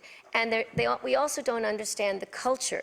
So this is why these issues are so important, I believe, for our different cultures in Nova Scotia. For instance, I can remember at one point in time in Millbrook, we were debating about whether or not our Millbrook Centre our cultural center should get some more funding from the Communities, Culture and Heritage Division.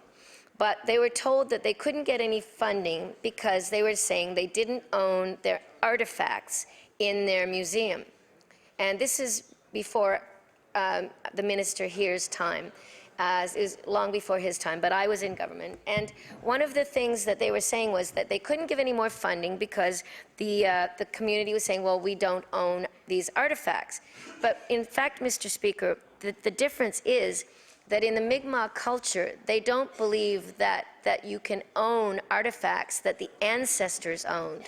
Those artifacts are owned by the ancestors. So you can't own those artifacts. So in fact, when the department which is basically made up of a lot of white people, were trying to say, well, you need to own these artifacts. They're saying, but we don't own these artifacts, and we can't own these artifacts. It was a completely, there was just a disconnect of communications there, and some people just could not see this concept and could not understand this concept. And similarly, I had an experience recently where I went to the Millbrook Center, and in fact, the minister was there at this particular gathering as well. And it was to open a new exhibit, the witness quilt. And it was very sad because they showed a movie about this older woman who had been in the residential school system. And she was there, she was present, Mr. Speaker, and it was a little film documenting her experiences. And she talked about how the day she was taken away from her family, and how she had this beautiful doll that her family had given her, and she loved this doll. Now, any little girl would understand this, and any woman who's had her dolls, or any male who has had dolls, would understand the feeling of attachment you get with your doll if you're a young person. And she said the day that she was taken to that school, her doll was taken away from her, her clothes were taken away from her, her hair was cut, her identity was basically started to be taken away from her and her brothers and sisters. And they'd been well looked after by their family and well loved, but she said she never saw her doll again. And she said they weren't allowed to have anything to play with. And she said the days that people would come to visit the residential schools and have the kids would have their pictures taken to show what a good job the government was doing at looking after these children, they were given dolls for the picture to be taken. And they would sit there with these dolls. And as soon as the picture was taken and the visitors had gone home, the dolls were taken away as well. And this woman was crying as she was telling the story, and she's been on a search ever since for her doll, for the doll, something that would remind her of this doll. And I'll tell you, when I met her, I just said, can I give you a hug, because I can relate to that so much. And we had this moment where we talked about our dolls and how, you know, when I was a kid myself, I remember I had a doll, and my mother had made a particular dress for it, and I took it to school, and there was a little competition about who had the most unique doll and the most unique theme for their doll. And I remember my mother had worked really hard that night sewing a dress for this doll, and she made the doll look like a little Ava Gardner. That was my mother's favorite actress, Ava Gardner doll. I didn't even know who Ava Gardner was at the time. I was probably 7. But I took this doll to school, and I was so proud of it because my mother had made the dress with, you know, details and just with loving care put into it. And I remember that the person who won the competition was somebody who had taken this bought doll to school with this fancy dress on that the mother didn't make, but it was just fresh out of a box. And I remember this kid won the competition. And I remember going home and feeling so sad, not for me, but for my mother, for all the hard work that my mother had put into creating this little outfit for the doll. And I remember thinking how unfair it was that somebody who had a lot of money, who could buy a fancy doll and a fancy dress, got to win the prize, whereas my mother, who had worked so hard, you know, got nothing, got no even consideration or recognition. And so when the lady was telling her story, that was what came to my mind, because she also was talking about how her mother used to make the little dresses for her doll and things like this. So we bonded over that, Mr. Speaker. And when I had to tell the department about why people in our First Nations were up in arms and concerned about the fact that they're not getting funding for their Aboriginal museum, and that they're being told by a bunch of Caucasian people that, hey, you need to own your own artifacts because otherwise you're not going to get this funding, no wonder they were upset. And I remember the deputy minister at the time saying, Lenore, I just don't get it. I don't understand why these people are so passionate and so outraged about this. And I said, well, When you were growing up in your neck of the woods in Nova Scotia, I suppose you probably learnt some Gaelic songs and did some step dancing, did you? And she said, yes, of course I did. I'm from Cape Breton. I said, right. Well, imagine if you were taken away from your home at the age of 5 or 6 or 7, and let's say your clothes that your mother had carefully cleaned and washed and ironed and put on you to make you look beautiful were taken away from you, stripped off you, your hair was cut, you were told you couldn't speak Gaelic anymore, and in fact, if you were caught speaking Gaelic, you would be put in a broom closet or worse and beaten. And let's say that if you tried to do any of your little dances with your friends or whatever, you were told you were going to go to jail, that it was illegal, and that it was sinful, and that you were brought up to feel ashamed of who you were and who your family was. I said, how would you feel? And she said, you know, Lenore, I always love talking with you. I always learn something, and I like to have a good blowout with you. And you know what? You're right. I get it now. I get it. And I have to say, Mr. Speaker, in some ways, that's why we are here as MLAs, is to fight for the things that we believe in and to try and open eyes and ears and minds and hearts to the things that are important to our constituents and to many Nova Scotians, and in particular, I think the Nova Scotians whose voices are often not heard, who are not paid attention to, and for years we can say that has been our Acadian people, our First Nations people, and our African Nova Scotian community. And that's why I'm here speaking for them on their behalf. The other part of this bill that I would like to address, Mr. Speaker, is wearing my hat as the critic for status of women. Because we all know that women are oftentimes the face of poverty, sadly. And with food banks going up and up and up, with more women and children going to the food banks, this is a huge problem in Nova Scotia. One in 5 Nova Scotian children living in poverty, 3 in 5 children in Cape Breton alone.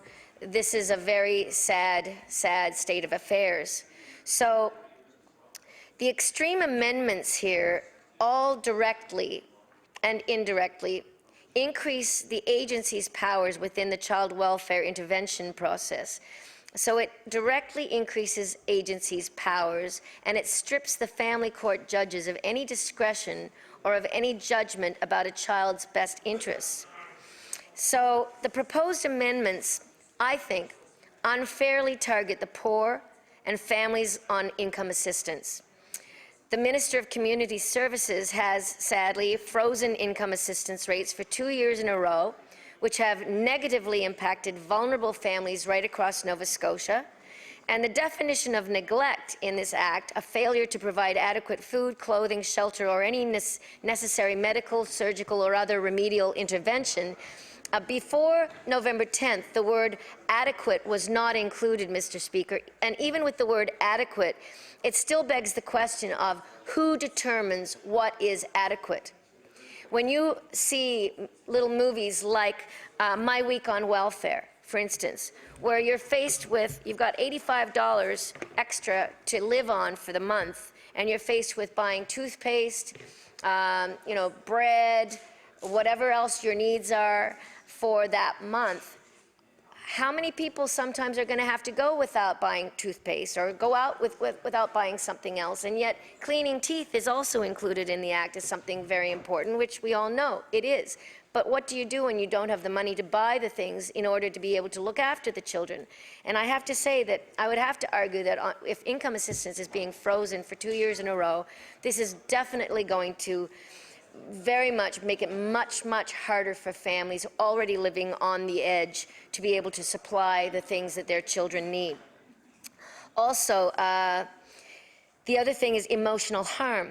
Means harm that seriously interferes with a child's healthy development, emotional functioning, and attachment to others. So before November 10th, the definition included harm to a child's self-concept of self or self-worth. So while I'm happy to see that this overly broad definition has been removed, the powers of the individual worker to determine emotional harm is very high. And the new section 22(2)(f) will no longer require that there be evidence of severe anxiety, depression, withdrawal, or self-destructive or aggressive behavior, which serves to constrain the current reference to emotional harm. So collectively, Mr. Speaker, these changes really mean that any child of poor or disadvantaged parents anywhere in Nova Scotia could be found in need of protection. And these definitions run the risk of setting standards so low that children will be actually harmed by their use. So indirect exposure to domestic violence in the proposed section 22(2)(i), the word repeated has been removed from this ground so that a single incident of violence is actually now enough. So this new provision, as of November 10th, states, the child has been exposed to or been made aware of violence by or towards a parent or guardian or other person residing with the child, and the parent or guardian fails or refuses to obtain services or treatment or take other measures to remedy or alleviate the violence. This domestic violence ground, Mr. Speaker, has always been very problematic, causing real difficulties for transition houses, for instance, but the situation could be made much worse. Research has shown that the chance of physical abuse or mortality is incredibly higher after a formal complaint has been received. And this clause unfairly puts the onus on the mother, in the majority of cases, to figure out very quickly that she's being abused and that she needs a safe place for her and the children to live. So, Mr. Speaker, people who've been through abusive relationships will oftentimes talk about the frog and the boiling pot of water. Abuse is like this, Mr. Speaker. It's like putting a pot of water on a stove, and the water is at room temperature, and you put a frog in the pot. Well, the frog is quite comfortable in that room temperature water. In fact, it's splashing around, it's quite happy, thinks everything's okay. But what if somebody starts to very slowly, start to turn up the heat on the pot of boiling water? The frog stays in the pot of boiling water. It keeps getting acclimatized to that water, getting a little warmer each day. Maybe even thinks, oh, it's my imagination. It's not really getting hot in here. Oh, I was quite happy a minute ago. Oh, must be my imagination. But bit by bit by bit, the water gets put up more and more and more until that frog is being boiled alive. Now, I have talked to many people and, in fact, gone through situations myself where I recognize that this, in fact, is the case.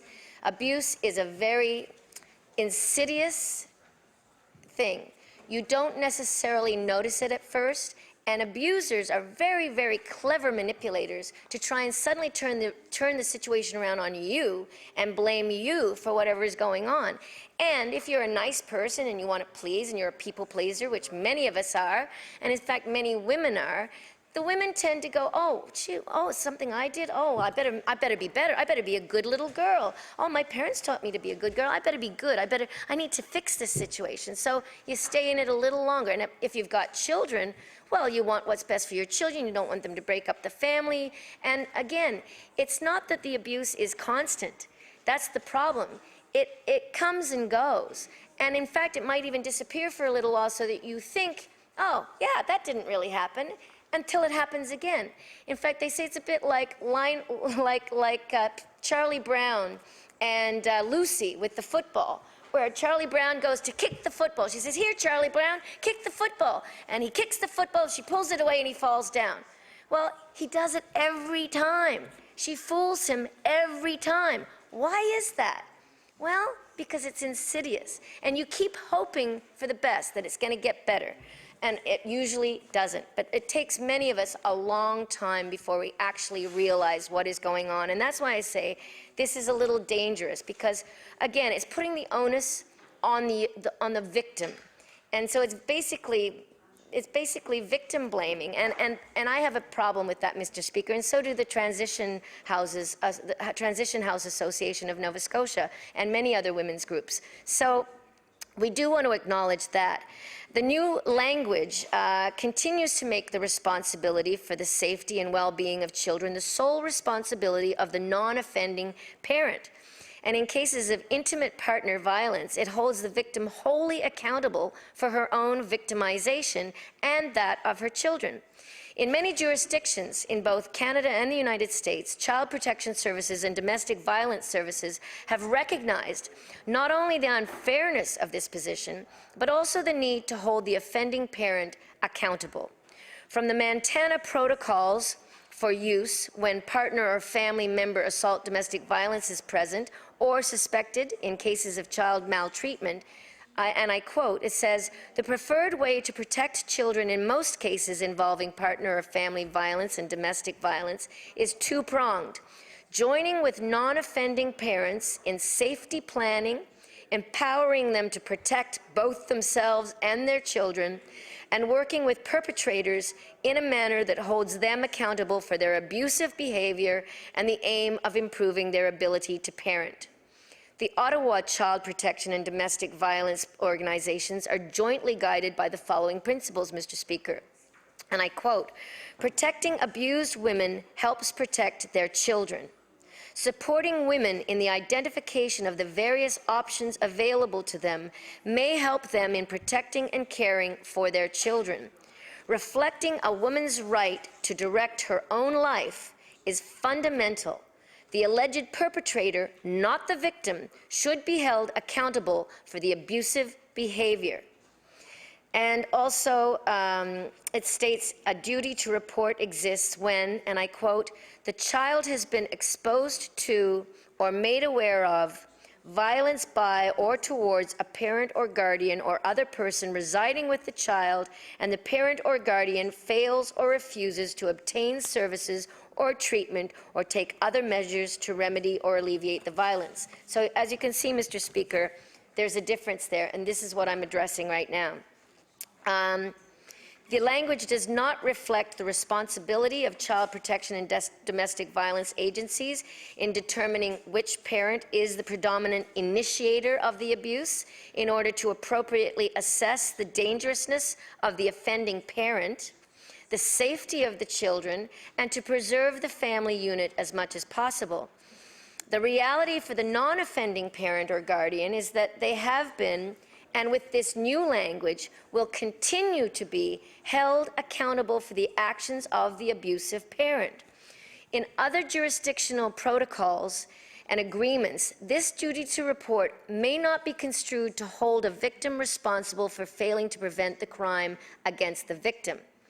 However, in the Framework for Action Against Family Violence 2001 review, which was conducted in Nova Scotia, the participants noted at that time that abuse victims who seek help expose themselves to charges of failing to protect their children and risk having their children removed from their care. Well, Mr. Speaker, that perception has not changed. And to quote somebody who said it recently, this is 2015. What are we doing? Experience has shown that women in this province, in cases of intimate partner violence, receive the message from a significant number of child protection workers that they should have known better, should have known the negative impact the abuse would have had on their children, and should have known or found out that the solutions to these issues and immediately left their partner. Well, as I said, Mr. Speaker, this is not taking into consideration what I've already described about the problem with abuse, that it's insidious and it creeps up slowly. It doesn't just happen overnight. So I agree with the transition houses in challenging these assumptions, and I request language that does not hold the victim solely accountable, but rather supports the victim in safety planning, in the identification of services or options available to them, and that it requires safety planning with the offending parent so that the victim and their children are afforded the safety that they are due. In the courts, child custody and access now requires the consideration of domestic violence as a factor in the best interests of the child, which is a good thing, Mr. Speaker. So, again, just to wrap this one up, as the critic for the status of women, the critic for Aboriginal affairs, and also just as a woman myself, I say that this bill, although it has some very, very good things in it, also has some parts that need to be, I think, readdressed and have more amendments made. And I would hope that the minister will take that under advisement, and perhaps we will see some more amendments in the future. Thank you very much.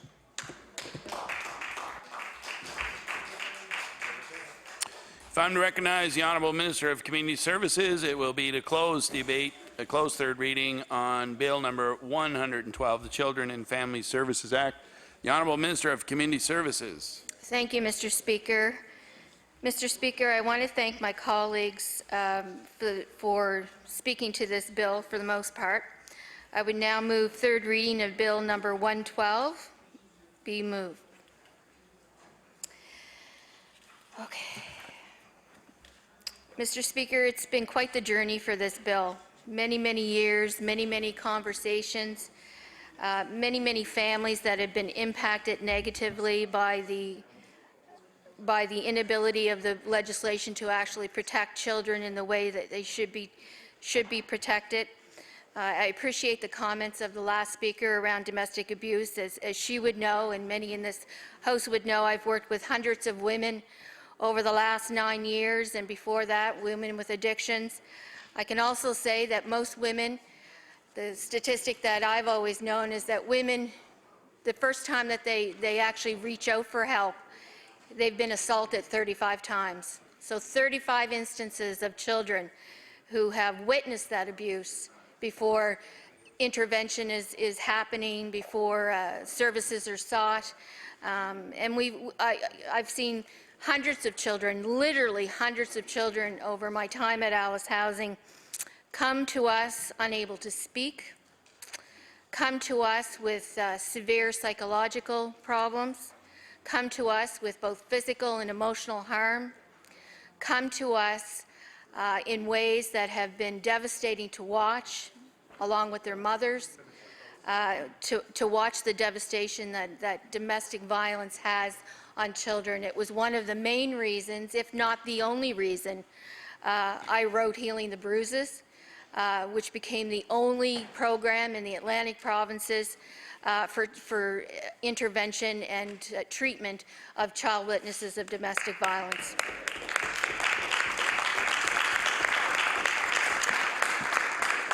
I'm proud of that project. I'm proud of that program that exists today. I'm proud of the work that's done at Alice Housing and Transition Houses. They do amazing work every day.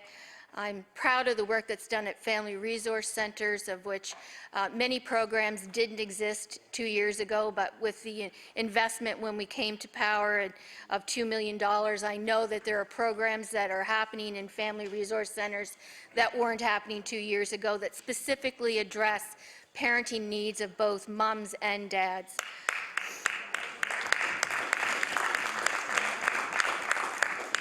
But, Mr. Speaker, what I'm particularly proud of today is the new signal of child welfare in Nova Scotia. And I'd like to outset how fortunate we are in this province that so many caring voices speaking up for the well-being of children and families have come forth. And I know that everyone who has spoke on this bill, and we're not ever going to get to that happy space where everybody is happy, I know they come to this bill in a place of caring, in a place of concern, and in a place of compassion for women and children and families of Nova Scotia. And I'm so proud to live in a province where that is a priority.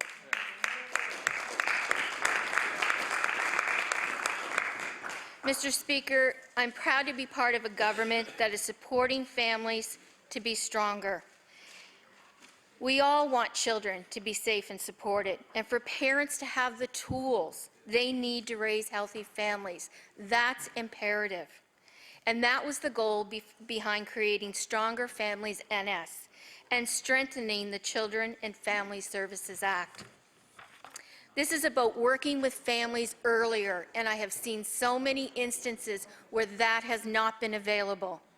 And drawing on strengths that families have to find solutions before more serious situations become more serious and to a point of crisis. We know that the best results come from working together with families. We know that. We know that children thrive when their families are healthy and intact. And communities can offer the best future for families and children when we all take a role in child welfare. At the same time that we're modernizing this Children and Family Services Act, we're also strengthening the support for families at risk.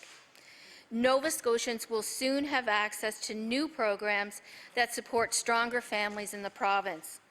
We're expanding the successful Parenting Journey program, and I know it works. I know it works with families who are in crisis, to 15 new communities across Nova Scotia. We are going from 12 sites to 27. Family Connections, a new program, will provide increased training for Parenting Journey staff so that they can better support relationships between parents and children. That's an investment in keeping families together. We're supporting new culturally relevant programs for Aboriginal, African Nova Scotia, and Acadian communities. Never happened before. Specific programs to the unique needs of these communities. Families Plus, an intensive family preservation pilot, which actually is working right now as we speak in New Zealand, is being piloted in Cape Breton and will soon be piloted in Halifax. And it will offer more practical and clinical support to strengthen families at increased risk. That is a substantial program that we are truly monitoring to make sure that it gets the outcomes that we're expecting from this program that previously does not exist in Atlantic Canada. I believe it's important to recognize that the community has been calling for changes to this 25-year-old legislation for many years. Many reports and calls for action have gone unanswered until now. The bill will introduce changes to the definition of child so that youth can receive an important support and benefits up to the age 19 on a voluntary basis. This fills an important gap in services that currently exist for young people at a very key moment in their lives. Bill 112 also recognizes other forms of abuse, such as serious and chronic neglect, and that is harming a child's development. Streamlining time spent before the courts is intended to enable children to either return home or to find a permanent home.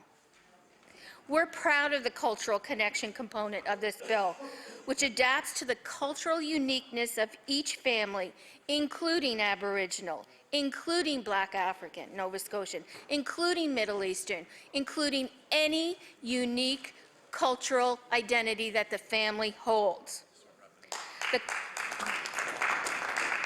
The conversation about how we improve the lives of children does not end today, and we will continue with the regulatory process of absolutely including stakeholders in that development. We've included an important review mechanism so that the legislation will not wait another 25 years, because we absolutely cannot afford that for families. This valuable community feedback will strengthen the relevance of Bill 112. I'm looking for the quote. Where is it? Okay, thank you. So, Mr. Speaker, I'm pleased that we are at this point right now. Nope. Sorry, I'm looking for something. I'll just wrap.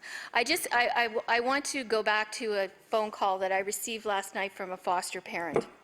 And I'll end just by saying that she watched Bill 112 in third reading yesterday, and she was so frustrated because as a foster parent, she was shaking her head and realizing that the people who were speaking out against the changes to this legislation clearly didn't understand. So I'm just going to quote what she told me. I'm watching third reading, and I'm shaking my head and talking to people who cannot hear me. If they only knew what it truly looks like from where we sit. There are heinous and harsh realities out there, and with every sincere and due respect afforded, most people speaking against this bill have no concept. In fact, most people in general get spared these realities. They are blessed. My children were not. Thank you, Mr. Speaker. Motion is for third reading of bill number, to close third reading of bill number 112, the Children and Family Services Act. Would all those in favor of the motion please say aye?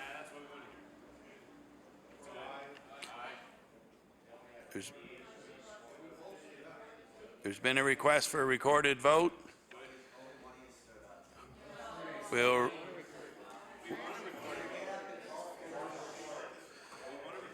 We'll ring the bells for till the whips are satisfied.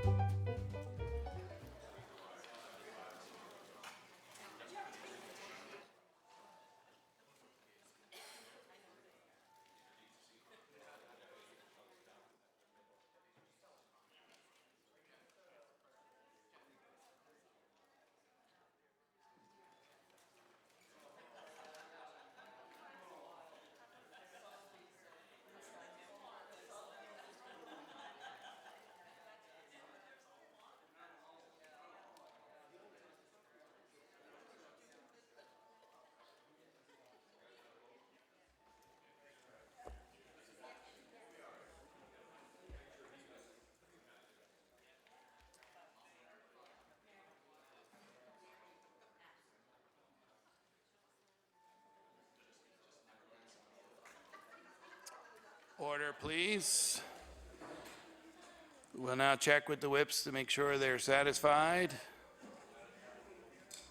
Good, good, and good. The clerks will now conduct the vote on third reading of Bill number 112, the Children and Family Services Act. And as always, I would ask all members to please remain completely silent in their seat. When your name is called, please rise, and with a simple yea or nay, indicate your vote. The clerks will now conduct the vote. Mr. Churchill. Aye. Ms. Bernard. Yes. Ms. Regan. Yes. Monsieur Sanson. Oui. Mr. McNeil. Yes. Ms. Whalen. Yes. Mr. Glavine. Yes. Mr. Delory. Ms. Casey. Yes. Mr. McClellan. Yes. Mr. Caldwell. Mr. Horn. Yes. Mr. Gordon Wilson. Yes. Mr. Stroink. Yes. Mr. Hines. Ms. Medledge Diab. Oui. Mr. Ince. Oui. Mr. Kasoulis. Yes. Mr. Fury. Yes. Mr. Farrell. Yes. Ms. Arab. Yes. Mr. McGuire. Yes. Ms. Miller. Yes. Mr. Jessam. Yes. Ms. Lonas Croft. Yes. Ms. Eiking. Yes. Mr. Irving. Yes. Mr. Goff. Yes. Ms. Treen. Yes. Mr. Wilton. Yes. Mr. Rankin. Yes. Mr. McLeod. Yes. Mr. Dunn. Yes. Mr. Bailey. Yes. Monsieur d'Entremont. Oui. Mr. Dave Wilson. No. Ms. McDonald. No. Mr. Beliveau. No. Ms. Mancini. No. Ms. Zann. No. Mr. Oral. Yes. Ms. McFarland. Yes. Mr. Houston. Yes. Mr. McMaster. Yes. Mr. Mumbercat. Yes. Mr. Porter. Mr. Younger. Mr. Harrison. Yes. Mr. Lohr. Ms. Peterson-Rayfuse. No.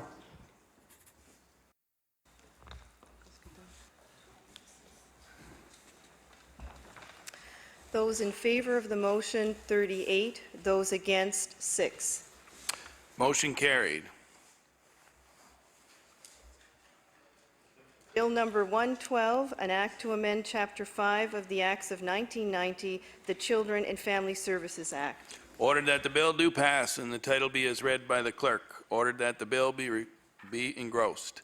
The Honourable Government House Leader. Speaker, that concludes the government's business for today. The House will meet again on Monday, December 14th from 4 to 10 p.m., at which time, following the daily routine, we will go into third reading on Bill 112 and Bill 144. Speaker, hold on. Bill number 141, the Electricity Plan Implementation Act, and Bill 144, the Private Members Bill, the Antiochian Maronite Catholic Church, Our Lady of Lebanon Corporation Act. Speaker, I move that the House do now rise to meet again on Monday from the hours of 4 to 10 p.m.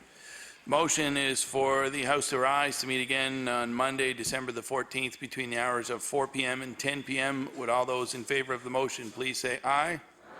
Contrary-minded, nay. Motion is carried. The House now stands adjourned until Monday, December the 14th at 4 p.m.